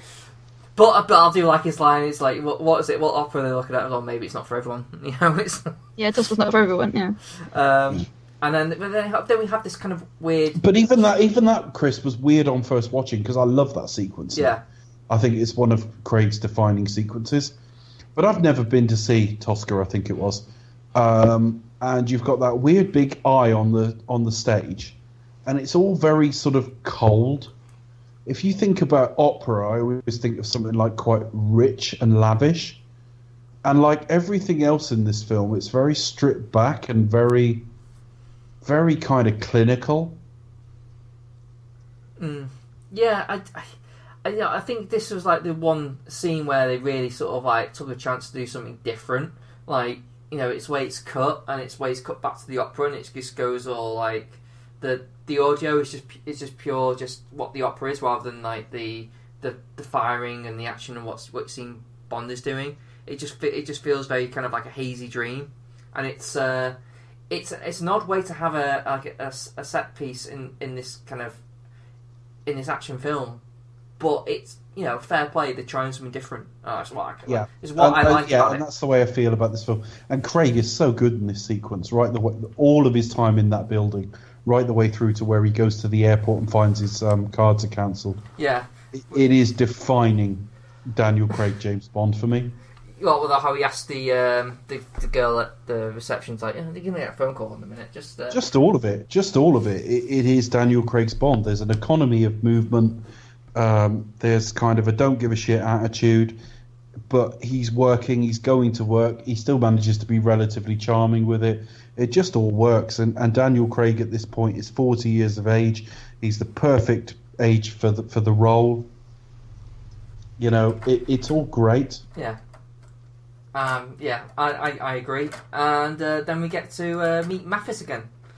We go to, is it Italy? Yes. Yes, he goes to Italy. It's around there. Okay, now even after it's just been established that all his cards have been cancelled. So how he gets there, I don't know. But he gets there. He swims. He gets there, and not only that, on a fucking boat. Like, he's just there. He steals it from somebody. Well, he's not... And he popped off it at the cardigan shop as well. Yeah. Yeah, he gets another new outfit along the way somehow. So, when I first saw this, I thought, my God, they are really trying to make this remind us of Steve McQueen. This film is very, very Steve McQueen. He has a very cool classical image, doesn't he? I think as well. I think the Steve McQueen comparison isn't necessarily a bad thing. I don't think. Yeah, the Mathis sequence I'm not as fond of. Because none of it seems thought through. I can't work out the stuff with his wife. Is she coming on to Bond? Does she want to fuck Mathis in front of Bond? What's quite happened with Mathis? She's there to show him up, really, isn't she? What real role does he play? I think it's established the fact that he was innocent. Because she says it. It's like, well, you know, that's why you got your house, because they've locked you up to torture you and you were innocent. So you should be thanking him that he managed to retire to a nice place in Italy. It makes perfect sense for him to go see Mathis, because literally, I mean, at this point, his government's turned against him. He hasn't got anyone. So, and what better person than Mathis, really, who's kind of now retired? Yeah. I can't even speak to Zoom. I can't even say it. Is it the Zoom Bureau? I can't pronounce it. Sorry. But anyway, from his Secret Service. So it makes perfect sense for him to go and see Mathis, actually. There's the perfect echo back to Casino, where basically for the majority of the time he's kind of doing the whole Mathis thing of being like, oh, I'll take charge of this, or I'll talk you through everything, but while at the same time always bringing up. Well, he's got no money, no cards, no connections. It does make sense to go to Mathis, but again, at the same time, I kind of think that they don't sell that we need it. That he needs him, and that Mathis really does play that amazing a role. But it's not bad. It's okay. I think like what Becca was saying. Where else can Bond go to in the context of that scene? Like the only film past this was Casino. Who else can Bond really turn to? It's I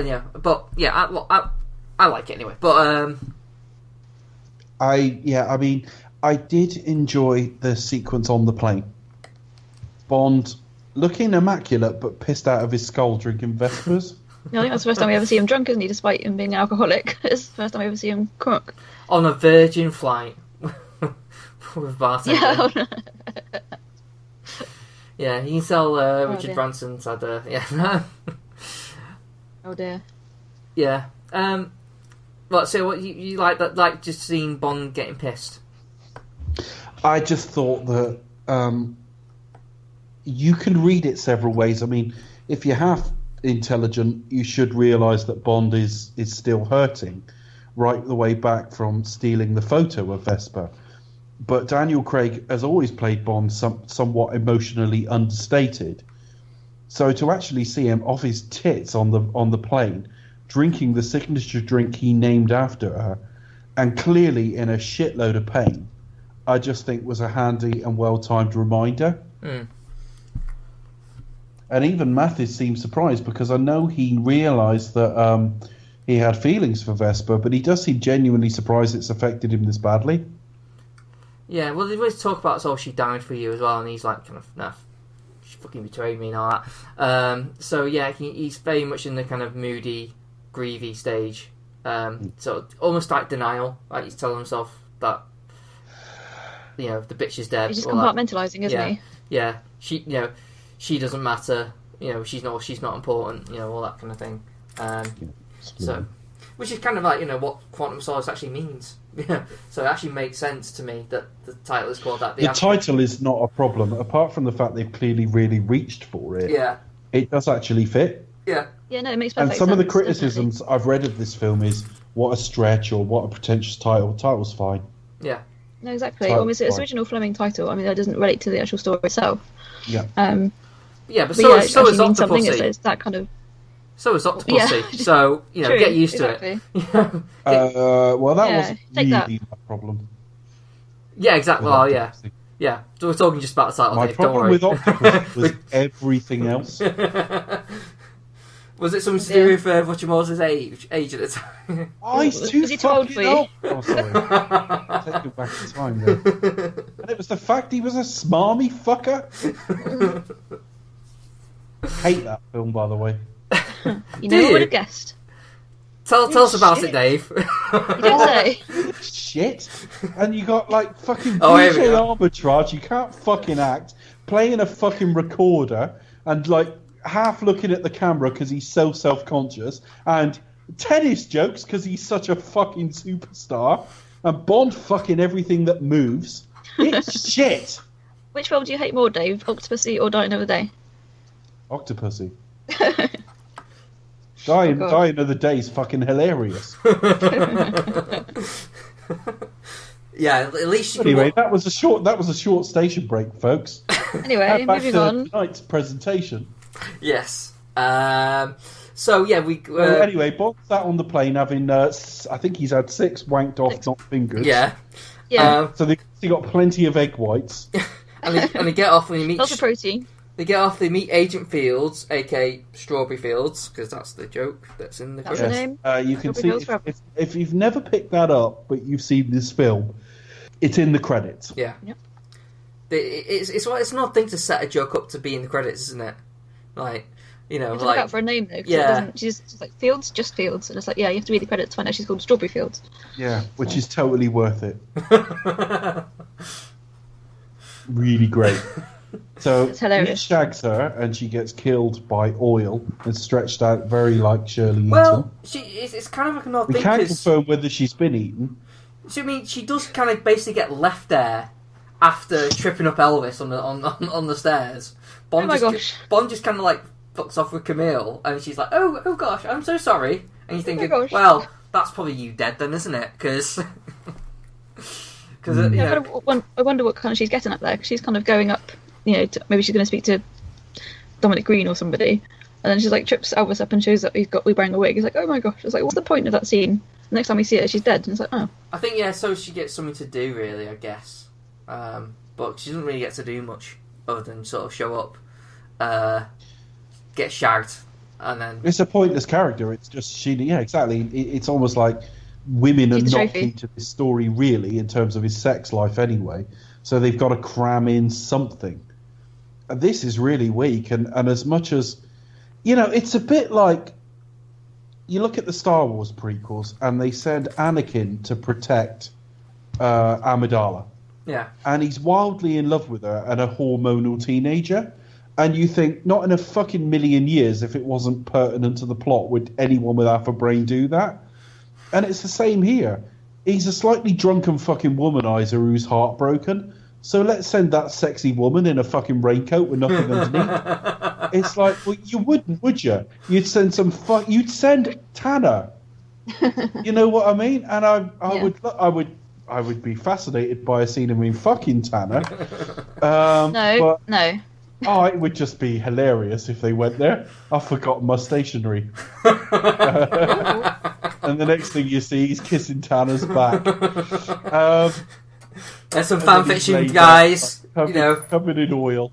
But We push all the envelopes. It's just not what you would do. And as much as I know there's leaps here, like Judi Dench's like M is sharp. She's always been sharp, and not in a million years would she do this. So No, it's a bit of a misstep. the whole I think, isn't it? setup just doesn't work. Yeah, but I think it's a brief thing, so it's like, yeah, you just go, okay, fine. I think the main impact is the fact that she dies with oil, and then it's that thing for M to kind of beat on her head to sing like And another there's oil in her lungs. She wasn't dead.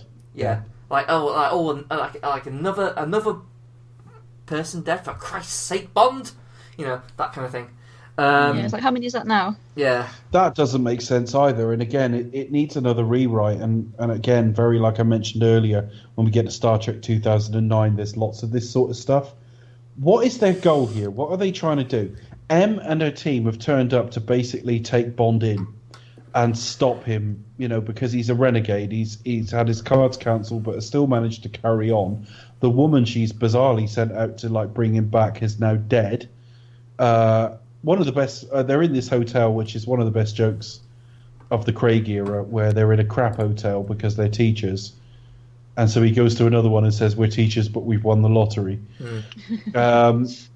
But none of this makes sense because they want to take him in. He's motivated by inconsolable rage, according to M. And as soon as he escapes and runs off, they said, "We'll keep an eye on him. He's onto something. I trust him. He's my agent." 2 minutes ago, you wanted to bring him in because he's not to be trusted and he's a total renegade. He's knocked out 3 or 4 of your guys, and another whippy action sequence. You won't know how many it is, 3 or 4. And he's gone on the run, and suddenly it's follow him. He's onto something. Well, A, that doesn't make sense, and B, you never see any evidence that they did follow him ever again. So it just wears the scars of its production history. This is a bit of a mess. it does. I guess I was blinded to that by just M just saying. It keeps moving. Yeah. That's the thing, Chris. It keeps moving. But just the line of M just saying, which I really like, was the fact that I'll sod the CIA. They can basically they can fuck off. He's my agent. That kind of like, oh, good old M. That kind of thing. But you're right. It is it does keep going, keep moving, which is probably ultimately why I don't have much problem with the film, because it does it's very pacey, and I do like pacey films. I see a lot of films kind of like a bit too drawn out. So when something is kind of like a bit more shorter and pacier, I'm like, oh yes, I like this. Why can't most films be like this? When there's why does everything have to be drawn out all the time? There is something to be said for the pace of this film. As much as I think it should have added a little bit to its running time, it whips along. The only problem is because it hasn't really taken us with it. When we get to things like the plane sequence in a while, it does feel like panning. It just feels like, okay.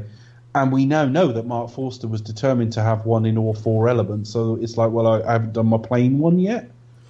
But again, Craig is you could just see how hard everyone's working on this. So basically Craig goes into a plane and gets has a bit of a plane fight, and then jumps out of it and then lands in a big sinkhole with Camille, and then have a conversation about love and loss and revenge, which is kind of like the whole kind of connection thing between them two. And then where do we go from there? Here we go we go to Felix. No, Felix was before that. But we discussed his little role already. So waste of time. But they end up. This is when they head to the hotel, isn't it? Which is a real hotel.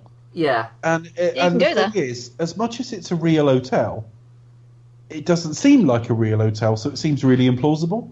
It reminds me of Carry On Up the Khyber, where they're walking through the desert and they keep seeing mirages, and then they walk past this hotel and they're like, forget it, it's a mirage, move on. And the guy comes out and says, I told you not to build this here. It's a bit like that. It's Carry like on, that. It's the Bond. last place in the world you'd ever have a fucking hotel. Except there is one there. I know. I was thinking that. What was the plot-wise? Why is a hotel there? Is it built by Quantum so they have basically because they bought up that land, so when it flourishes or whatever, they've got a place to. I don't know. In real life, it is some workmen use it for a nearby mine or something. It doesn't really make any sense here, and it doesn't look like a hotel. Again, it is, but sometimes truth is stranger than fiction, and the fact that it might be true doesn't make it plausible, strangely. So I thought it was a really, really strange decision. But basically, we're basically reminded Medrano's a rapist, and we find out that this whole plot has been about water, not oil. Which always makes me think of Once Upon a Time in the West, which we'll cover in a year or so when we cover every Western ever made. We think this film has been about oil. The CIA think it's about oil, but what he's actually done is blackmailed his way into holding the Bolivia water supply, which he's now going to sell at a massive, massive markup. Which is not... It might be very real world, but it's actually quite a fucking boring plot, I think. But it's kind of quite real world as well, because if you look at there's quite a lot of controversy surrounding where they actually filmed it as well. Because if you look at the history between Chile and Bolivia as well, for the wealth of one country compared to the relative poverty of Bolivia as well, because of the droughts, it's quite an interesting history there. So I would encourage listeners, if you want to do a bit of reading around this film, do look up between the history of those two countries and how the production struggled to, film actually on location just due to the political tension. So it's very interesting, I think. Well, if you're interested in history, of course, I am. Yeah, I guess it was just what they're going for was a bit more realistic approach, particularly with Quantum as well. The idea of this is what they would do. But if they carried on with this, Chris, this might retrospectively have grown over time. But it stands out now. You've got a not particularly threatening, not particularly charismatic, not particularly interesting villain. And either side of him, you've got a guy who weeps blood, even though he was done fairly realistically, and a guy whose half his face has been melted away, and it has a bit of Julian Assange about him as well. Yeah, well, if you ask me the whole thing about his face missing is kind of pointless because it's in one scene and that's it. But we'll get to that. We'll get there. Yeah, we'll get there. I would argue absolutely the opposite, but we'll get there in a couple of weeks' time, folks. Yes. We basically, Inspector, Bond turns up, shoots one thing, and the whole place goes up. There's one well-placed shot and the whole place explodes. Yeah, well, it's fair. It's more of a car that drives into the back of something. But, yeah, it's just... Okay, not a very good design, is it? Did you notice the gratuitous pant shot as well? The what? There's a friend pointed this out to me recently. I'd never noticed it before. But in the scene just before Medrano beats Camille up, she's actually tries to rape the waitress as well. Yeah, and she managed to escape, and you kind of inadvertently managed to see up her skirt. It's not very pleasant. I know what this is like a PG-12 film. It's like, what the hell, Well, I'm going to put that on after this. No, joking. And apparently it's Charlie Chaplin's great-great-granddaughter or something as well to boot, so that doesn't help. Is it? Okay. Yes, it's Una Chaplin, so... What was it? Okay. Something like that anyway, but it's just, a friend alerted me to it, and I was like, what? I cannot unsee. There's a grey box where it should be. It's not a very nice scene. It also, now we've had the two films that follows, Bond really likes shooting gas tanks and fire extinguishers, doesn't he? Yeah. Anything that explodes, he'll shoot it. Yeah. Well, why not? Something to do. Why not? Gets you out of tight situations. What I do like is he was clearly about to shoot her in the heart. Before he noticed that way out, he was about to kill her. Yeah, I think he was. Just put her out of her misery. Yeah, exactly that. They were going to die, and he would kill her first. But no, he shoots a gas tank. The place explodes. Out they go. But putting him in a fist fight with Dominic Green, it's like... Well, really? Again, it's like, what they should have just given him a big, heavy sidekick to have. Exactly. He should be fighting... Madrano. not Elvis.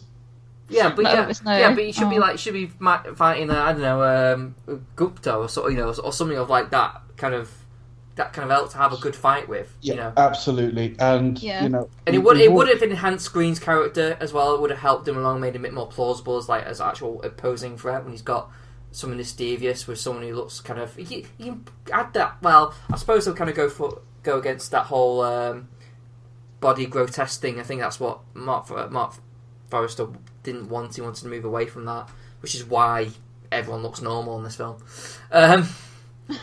But yeah, nobody really has, he hasn't got like a weeping eye, or he hasn't got like, I don't know, he's not bald, he hasn't got a massive scar or anything like that. Well, we don't need that. Yeah. We don't need that, but we don't really see plausible threat, and he doesn't actually have that much dialogue either. No, it doesn't. Comparatively. So I do find him quite creepy though. It is quite kind of like almost lizard-like, quite slimy. He's a little bit oily, and he's very open neck shirt. He's just missing a medallion. The 70s tash. Yeah. Yeah, I like. He's probably the least memorable Bond villain, I reckon. I liked how he does give the what's his name? Oh, crap. I'll find out now. Sorry. Medrano. Yeah. When he's talking to Medrano, and he's basically saying like, well, you don't have to sign it. You can shoot me, and you can not sign it. Shoot me, and have a good night's sleep. Or or if you do believe me, there'll be a guy. You'll find yourself waking up with your balls in your mouth, with your suitor standing over you. That kind of like quietly demeaning threat, which basically means, yeah, he doesn't care, don't change anything, you can kill me, but at the end of the day, we're more powerful than you. That kind of thing. That is kind of memorable for me about him. Definitely. It's quite seedy and very underhanded. I mean, he hasn't got the physical threat to him, and he's kind of like he's quite weak in that kind of stuff. He doesn't know like how to fight. Yeah, in that respect. I mean, they tried to play with it fair enough. How like, the challenge here is Bond is fighting someone who doesn't know how to fight, so he's very like. What does he do? He can't predict his next movement. Back in the 70s, just sort of off the point, but it's related. There was a serious discussions going on about Muhammad Ali, who was world heavyweight champion at the time, fighting Wilt Chamberlain for the world heavyweight title. Wilt Chamberlain being an extremely tall, legendary basketball player who'd never had a fight in his life, and they very nearly got, I think it was Customato to train Wilt Chamberlain, and it was very close to happening. And the argument that the trainer made to him was, you've got a footage of you've got video of every fight he's ever had. He's got nothing on you at all, and he doesn't know anything you're going to do. People where there's unpredictability and sometimes a little bit less technique can almost be like more dangerous. Mm. So I get the concept, but that's us sat like chatting about like a conversation from 40 years ago. In reality, if you want to sell me there's a threat, don't serve up a guy who clearly can't fight. That's just stupid. No. Yeah, I mean, he does give it a good go, but it doesn't help the fact that he's wielding an axe like a big girl going, "Rah! Rah! Rah!" Yeah, you get him screaming, can't you? It's not very nice. It's also a bit presumptuous when he hears the gunshot from Camille, that he goes, "You just lost another one," as if to say, well, I guess in the plot he's just, saying it just on the off chance he might be right, but it's a bit presumptuous for him to say that. It's just a bit like an odd thing. Like Bond's literally pulling him up by his hair. It's very scrappy. Yeah. I mean, I wouldn't mind it if it was like a short fight, if it was fairly short in length, because at least then it'll be more plausible and it'd be like, okay, well, he tried, he got his ass kicked, but. Yeah. I guess, okay, whatever. It should have been a big heavy bad. He should have been fighting, but hey.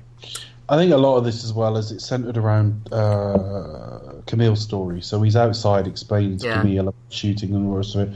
And I don't know if I'm being heartless or not here, but I said it earlier in the series. Problem is I couldn't give two shits about Camille's story. I've never cared. I'm not that interested at all.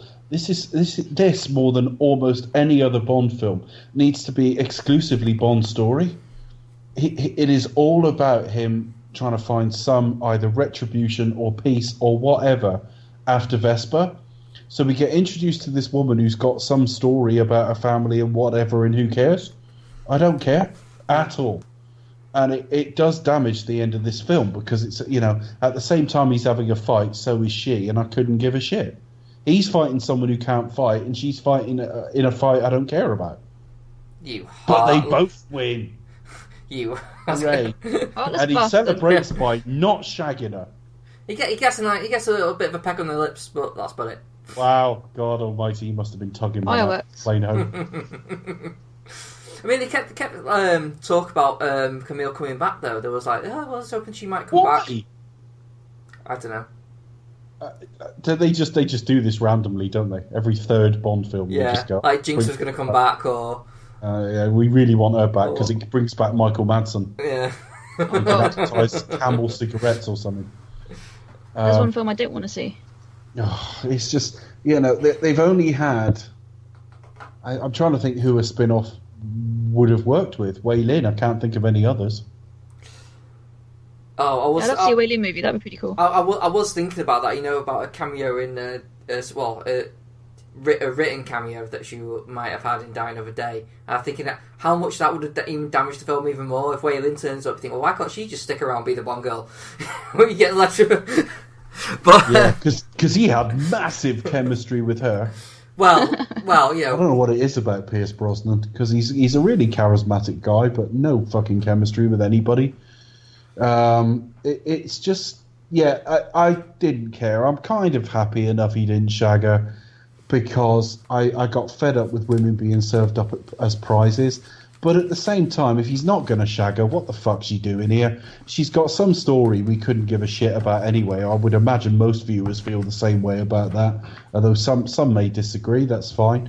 But it's not that interesting, and it's like, well, don't bother then. At least in concept, the idea of the fact that you have a Bond girl who, is there for the purpose of the story, albeit maybe is it meant to be she's on a parallel journey? Similar. I think they're there to kind of like. I think the idea is they're meant to help each other with their emotional issues. Okay. Yeah, they're basically foils for each other, aren't I'd happily watch a prequel where she gets it on with Eva Green. Oh my god. Just an idea. They can have a few wanked off knot fingers and then head off to bed. Yeah, but I suppose... Yeah, Barbara and Michael, films Dave would like to see. Number 1. You going to write the email now, are you? Okay, right.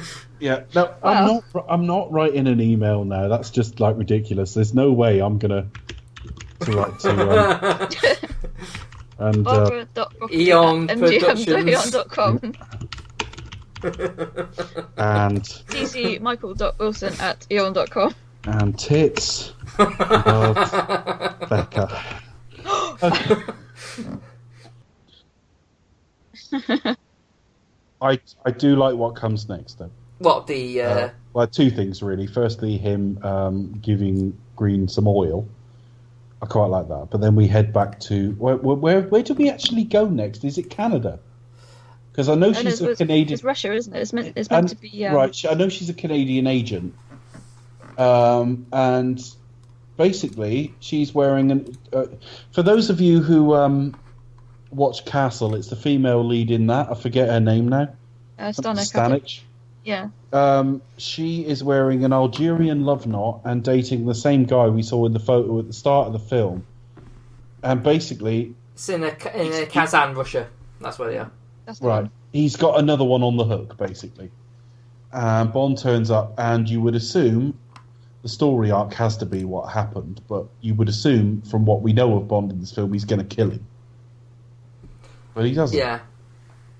Well, no. Well, he might have beaten him up a little bit, maybe. Yeah. But I guess... Might beat him off. Yeah, maybe. That's what Becca recommends when you're facing him. But I suppose it makes sense as well, because also you got M kind of berate him for killing people all the fucking time. Now it's like, did you kill him? Nope. Now you can question him. Haha, wink wink. Yeah.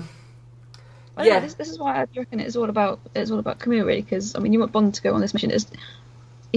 Bond's getting revenge not for Vesper, but for the people who tried to kill M, pretty much. So it's all about that's his revenge mission. and that's why this film is much more focused on Camille rather than Bond. Because all the way through, what's his name, Mathis, is like, oh, she loved you, she died for you, she did everything for you, you have to forgive her, and Bond's just like, nah, screw that. And at the end, he doesn't even kill Yusuf, so that's why for me it's all about her rather than it. Her arc is much more important than his. I'm not convinced. I'm really not convinced. No, fair enough. The whole thing was. I mean, I'm not saying you're wrong, Becca. I'm just not convinced. I just think the whole story. I would kind of say the same sort of thing. That's how I see it. But the way the story's laid out and put together, because of the strike, all the problems they have, it just doesn't come across as very effective. That's all, to be honest. The whole film is about Bond having to sort of deal with emotion. It's basically Data's emotion chip from fucking Star Trek Generations. The whole point of this film is you have to integrate personal pain into real life and learn to get on with it. And it cannot affect the way you deal with things. And by the end, he's got there. He's got there by sparing the guy. But we're supposed to care like Medrano raped some of this woman's family. Well, maybe you do. I mean, maybe some people do. I mean, there must be some people who do. But I was very, very interested in Bond's journey. And I think... Whereas in Casino Royale and in Skyfall to a degree, there's an economy of dialogue that really helps Daniel Craig's character because it's no nonsense. In this film, he needed to say a bit more. So after the skydive, where she's telling her story, which doesn't interest me in the slightest, she says, "Have you caught the people who did this yet?" And he just says no. And I think, well, that's fine, but talk to us a bit more. What is it you are going through here? What is it you're struggling to deal with exactly? I just find that... Tell us your problems. I get the feeling that he's trying to hunt like the head of Quantum, which, as it turns out in Spectre, is adopted brother. Ridiculous. I literally watched that today and I thought, is that where they were going? Thinking, the back of my mind, we need to tie that up with that thing in Quantum. So yeah. Such a letdown, isn't it? It is. Yeah. And the other thing, and I think I said this before, I think I said this on Pick a Flick actually when we appeared on that when he has Dominic Green, and Dominic says to him, "I've told you everything you've asked of me about Quantum." We needed one of two things to happen. We either needed we needed more detail on that in this film, so we needed to hear him say something, or Bond to later tell M something, or us to get something of what that was he told him. Or, given they probably didn't know, the writers and the producers at this point, what that was going to be, it needed to be returned to. But it actually ended up to be this lazy throwaway where presumably Bond has killed off Quantum in the interim between this and Skyfall. Now we'll never know. We'll never know. Well, I think the idea was the fact that they've revealed that it was one of the members of like a politician type dude, or someone close to the Prime Minister, or sort of something along those lines. Yeah, the Guy Haynes character. Yeah, there was originally going to be the last scene. I don't know if it was a choice between this and what we have, or whether it was just going to have it at the end. But it was going to be a scene with that guy and Mr. White and Bond coming in and killing them, and that'll do whole. There is a deleted scene. The whole gun barrel, yeah. Which I'll be quite interested in seeing, but they haven't released it. Which annoyingly they haven't released. Well, they won't now because Mr. White was still a live inspector. Yeah, no. So it's been retconned out of existence. No, but on a DVD or something, I'm surprised they haven't brought the special edition of Quantum of Solace and given us the deleted scenes like they did with Casino Royale, which is kind of annoying. I was really interested to see the stuff got deleted out. Shame. But yeah, it was going to hand that like that. I think it was going to do it the same way, like the gun barrel, gun shooting, and the gun barrel, and it goes to the gun barrel. Which again, the gun barrel on this is terrible. I think it's probably the worst Craig did. It's way too fast. He's storming across the screen. It's like a furious. It's like, and right, in I'm terms going to do of this. kind of half sticks his arse out like he's going for a shit. It's just not good. It's not good at all. He whips around so fast. I love the way he's dressed. I like the look of it, but you need to slow it right down. If you slowed it down, it would probably be his best gun barrel. It's a bit similar to Dalton's gun barrel. He means business with it. I think there's a real urgency about it, and he's he there. was told to do it with aggression, which is not what the fucking gun barrel is. The whole point of the gun barrel is you've got your sights trained on him, you don't know he knows you have, and then out of nowhere he turns and shoots you. You're not supposed to be storming across like you're desperate to get to the toilets at Glasgow. It looks like he's fucking like late for his shift at the building site.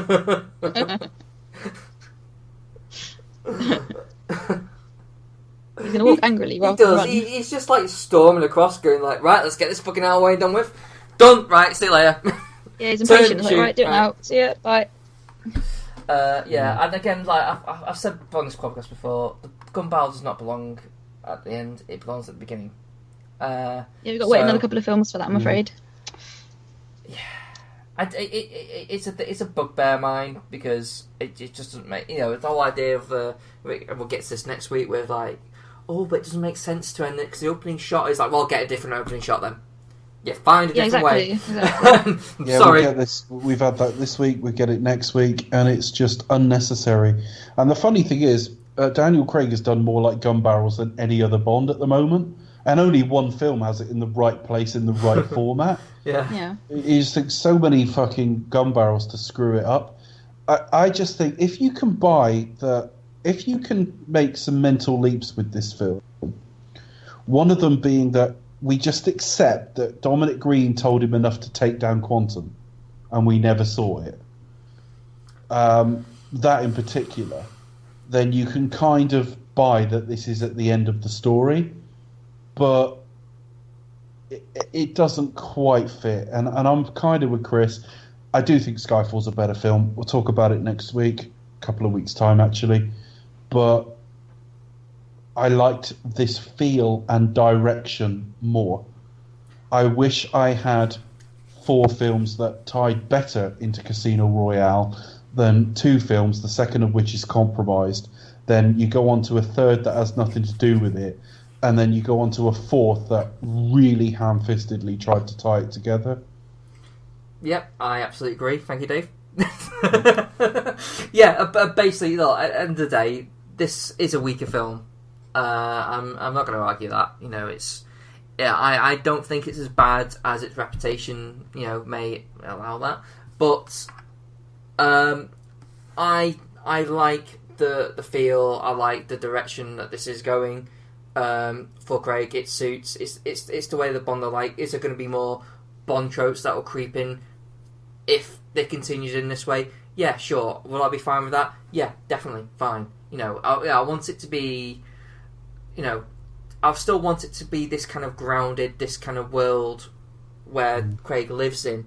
When we can add things like Moneypenny and Q, and we can build on that. Maybe even get to how we are with Spectre, but let it be more. It just at least let have like the film. I mean, it doesn't feel organic, does it? No, Chris? I mean, like Skyfall feels like almost like another reboot. It is, and Spectre kind of tries to tie it all together, so you end up probably where this story would have taken you, but nowhere near as organically. Yeah, I think if they didn't have the issues with the studios that they had, we wouldn't have that longer wait, and it wouldn't have bothered me that much, because I'm very much, particularly when we have a Bond, particularly when it's a Bond that I like at the time I was like, yeah, okay, fine, just make another one. And so they dragged out, well, the production of Skyfall was just got dragged out for like so long that by the time it came out, it did feel like another fucking reboot. I just felt, again, really, can we can we not at least address like the what's happened before, or it was just. And I would have been a little happier if Spectre had almost ignored Skyfall in the same way that Thunderball ignored Goldfinger. You had a third film with a different villain, fine, change it up, different director, different vision. Yeah. Now take us back to Quantum, and if that becomes Spectre, fine. But they tried to tie in Silver, and that's a mistake. Yeah. As it is, this film is not bad. It's not good. It wears its production problems. It really is. We keep saying editing like we're some kind of technical experts. we're not suggesting that at all. But when the editing not only draws this much attention to itself, but actually gets in the way of the story being told, you've got a problem. But you've got a fantastic Bond at the absolute peak of his powers at this point, and some lovely visuals, really great. I've only realised watching Spectre again in the last few days, I'm actually missing Judi Dench now. I really wanted it to go back to a male M, not because I've got any problem with him having a female boss, but I loved Bernard Lee so much that anything that would echo that I'd love. But going back to this again, I really miss Judi Dench. Well, the problem you have is Spectre wasn't that good, so it kind of almost by association kind of waste Ray. I still think Ray Fiennes is a good M, a good choice. Yeah, I do, but I'm not. I was kind of sold on first viewing. It's funny, Chris. I'm slowly coming to rate where to your way of thinking. Be interested when we get to Spectre, because I know there are people out there on the internet have misunderstood what we've had to say about it, and I will explain that when we get there. But there's no doubt I'm coming in your direction, because you started off saying you weren't that impressed by his performance, and I was like, well, where? And I'll watch it again now, and I'm like, yeah, I really miss Judi Dench. Yeah, I think probably Judi Dench is probably up there with, should we say, with Bernard Lee, really. As and again, it's like a little nods of like, yeah, I'm a hard ass, but yeah, I kind of care as well. That kind of like makes it more meaningful, more empowering. The whole like chewing Bond a new one, but then a little bit like come back alive, or that kind of, or little like or stuff the CIA. I don't care. He's my fucking agent. I trust him. More than whatever. It just feels like a bit of a hole at the centre of that film. Yeah. But then maybe the problem is you've got him arguing his own existence, and he's barely been there enough time to establish himself. But yeah, in terms of this film, you've got a very good central performance. I think the equal of Casino Royale as a performance. M's great in it. Really nice to be introduced to Tanner. I've liked Rory Kinnear in the role ever since. And take some editing out of it and take another pass or two at the script, you could have had actually a really great Bond film. What you've got, I think, is sort of a slightly failed experiment, but it's not terrible.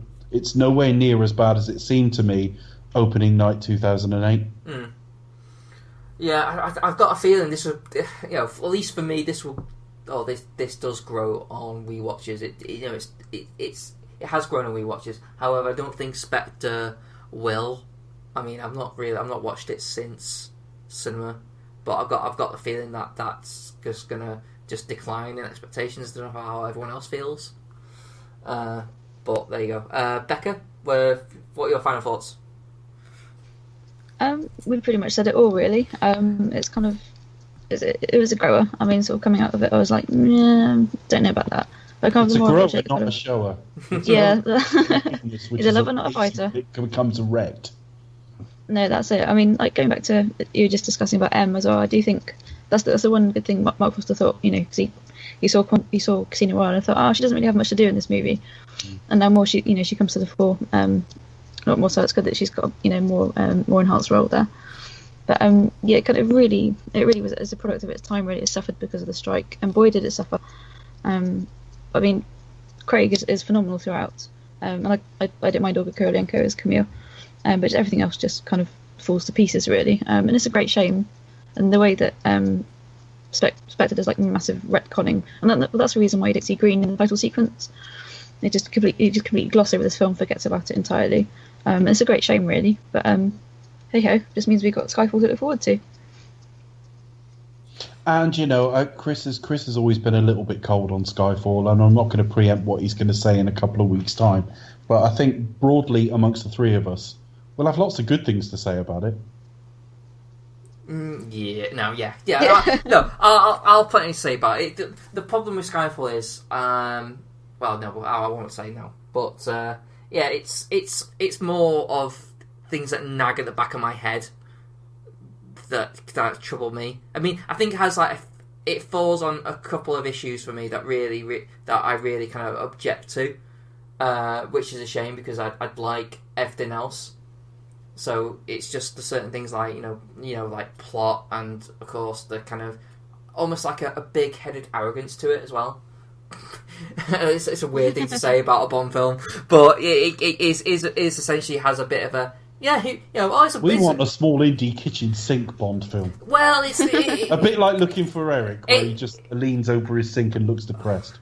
It's that kind of we're gonna it's that kind of like I'm gonna know on up. We're gonna be like really intellectual, or like the idea of Bond, but yet we're gonna be really stupid with the plot, and no one's gonna care. And that's kind of so aspiring filmmakers out there. If you want to impress Chris, make it dumb as fuck. Yes. Becca, have we got any fun facts? I do. I got 5 fun facts for your Yes! Fun. Go on.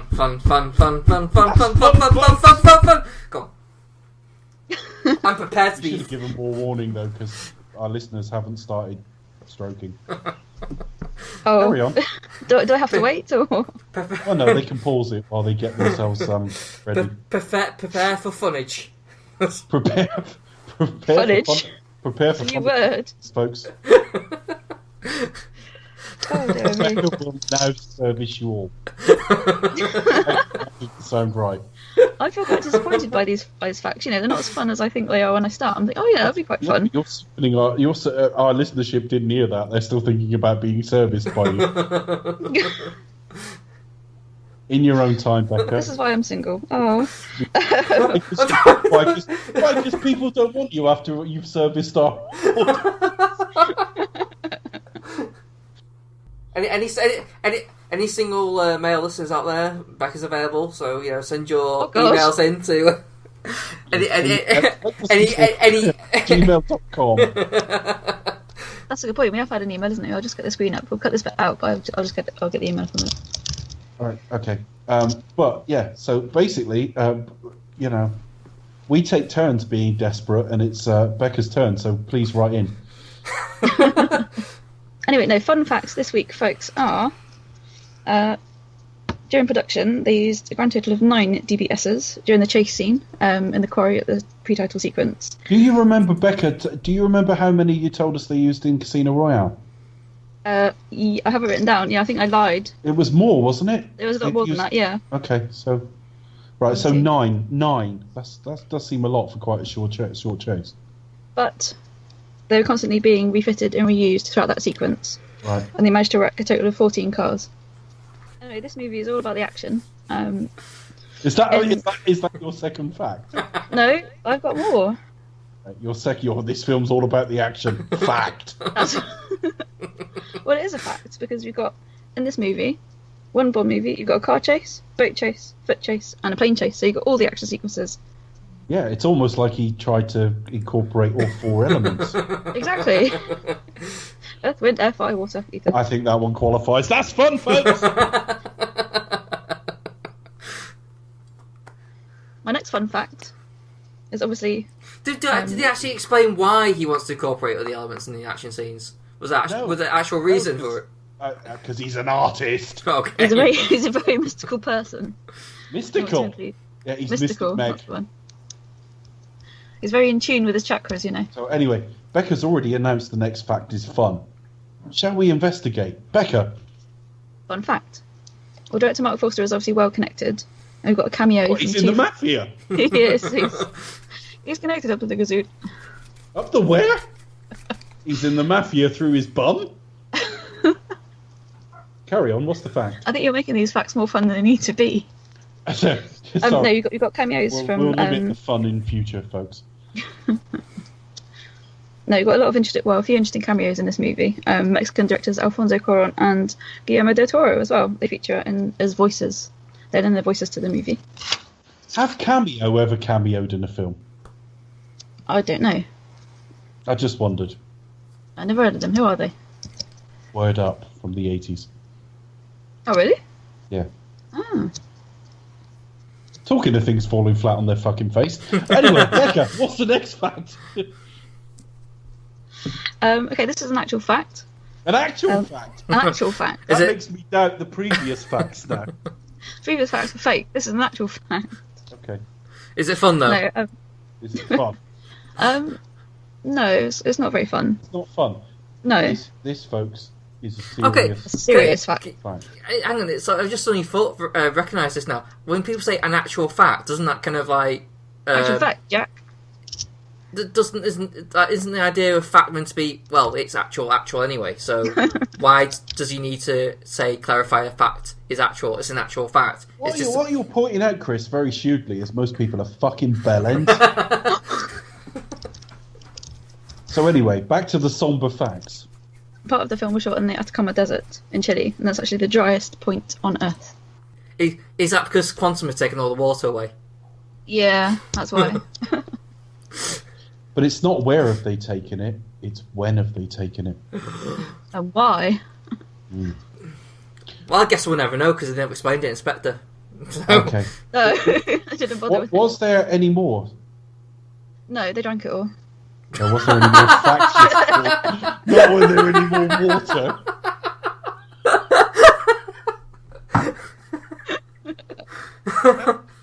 Are there any more? No, They they drank drank it. all of it.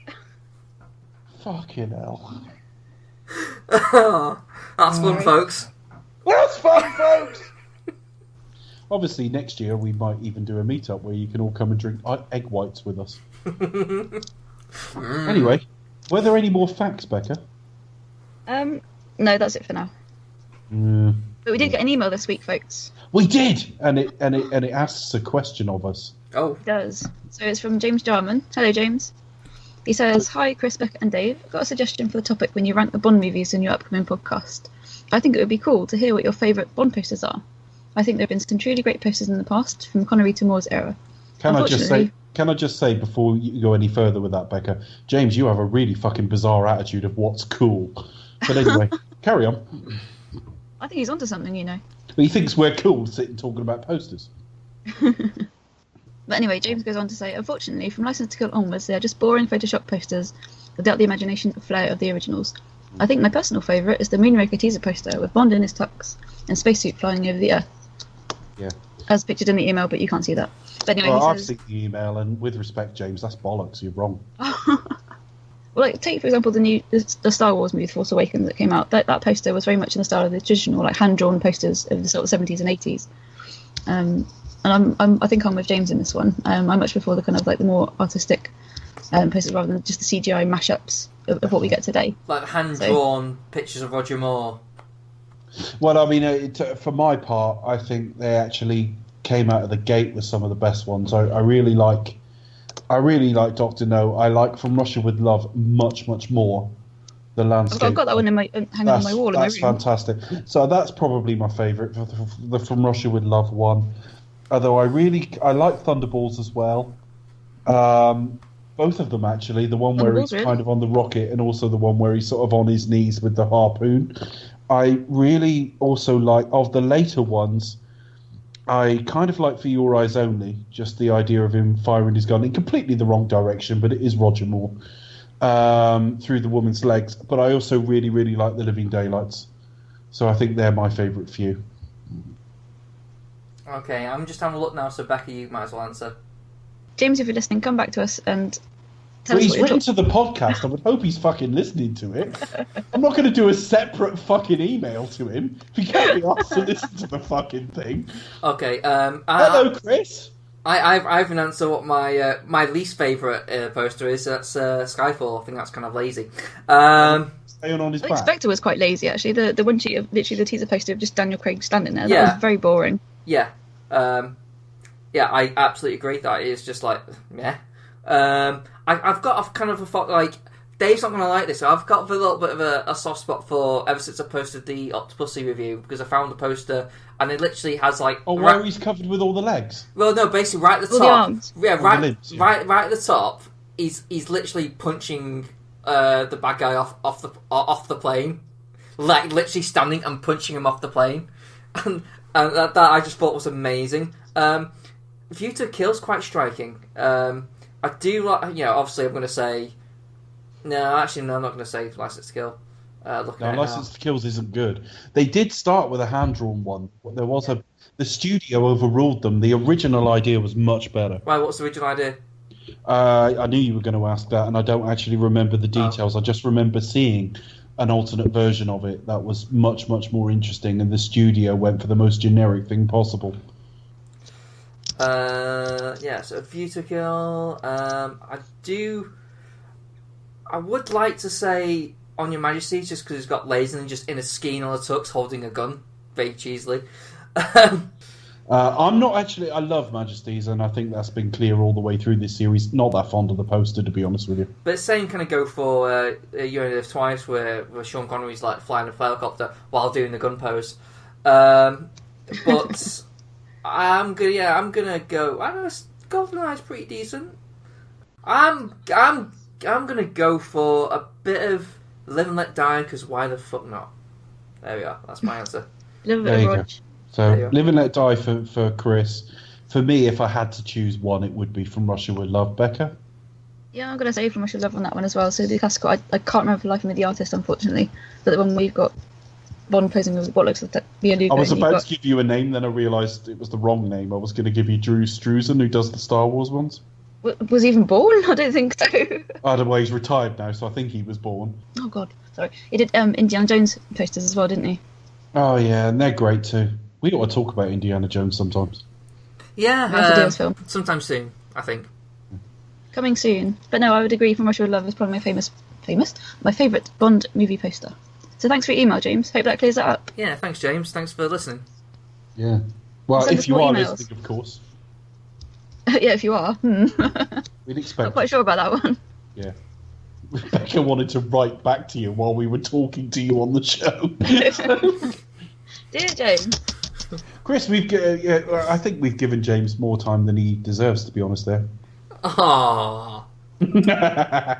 Oh, no. Thanks for writing in. We were really grateful for the email. We didn't want to... I didn't want to throw it in with the rankings just because the rankings will be about the film, but it's an interesting topic. And the thing is, certainly, you're absolutely right the way through to A View to a Kill, and arguably The Living Daylights as well.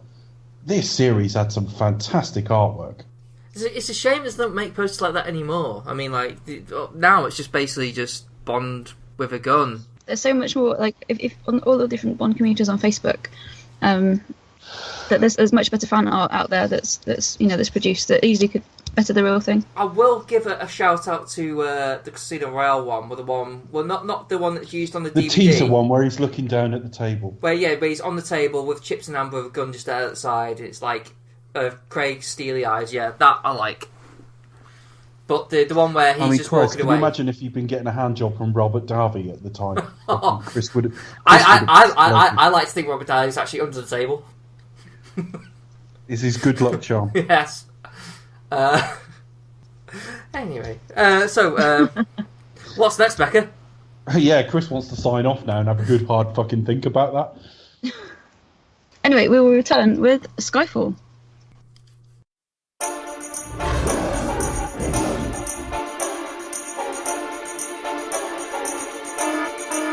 He's got a gun and great big man tits.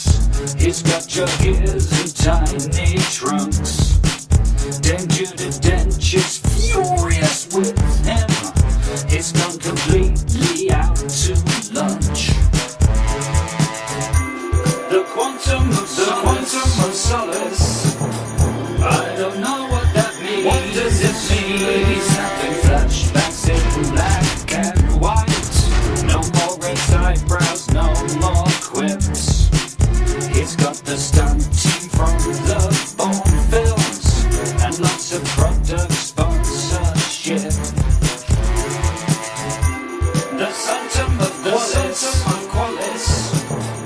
Did I get it confused? I got it mixed up.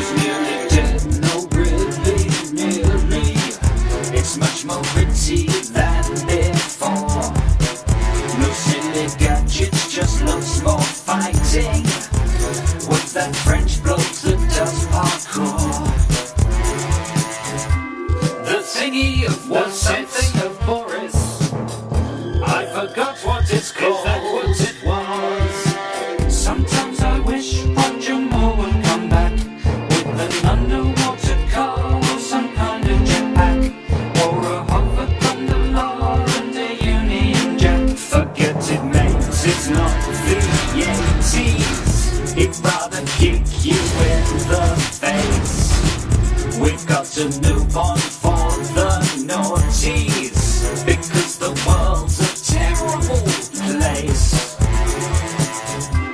The Quantum of Solace, I've written it down.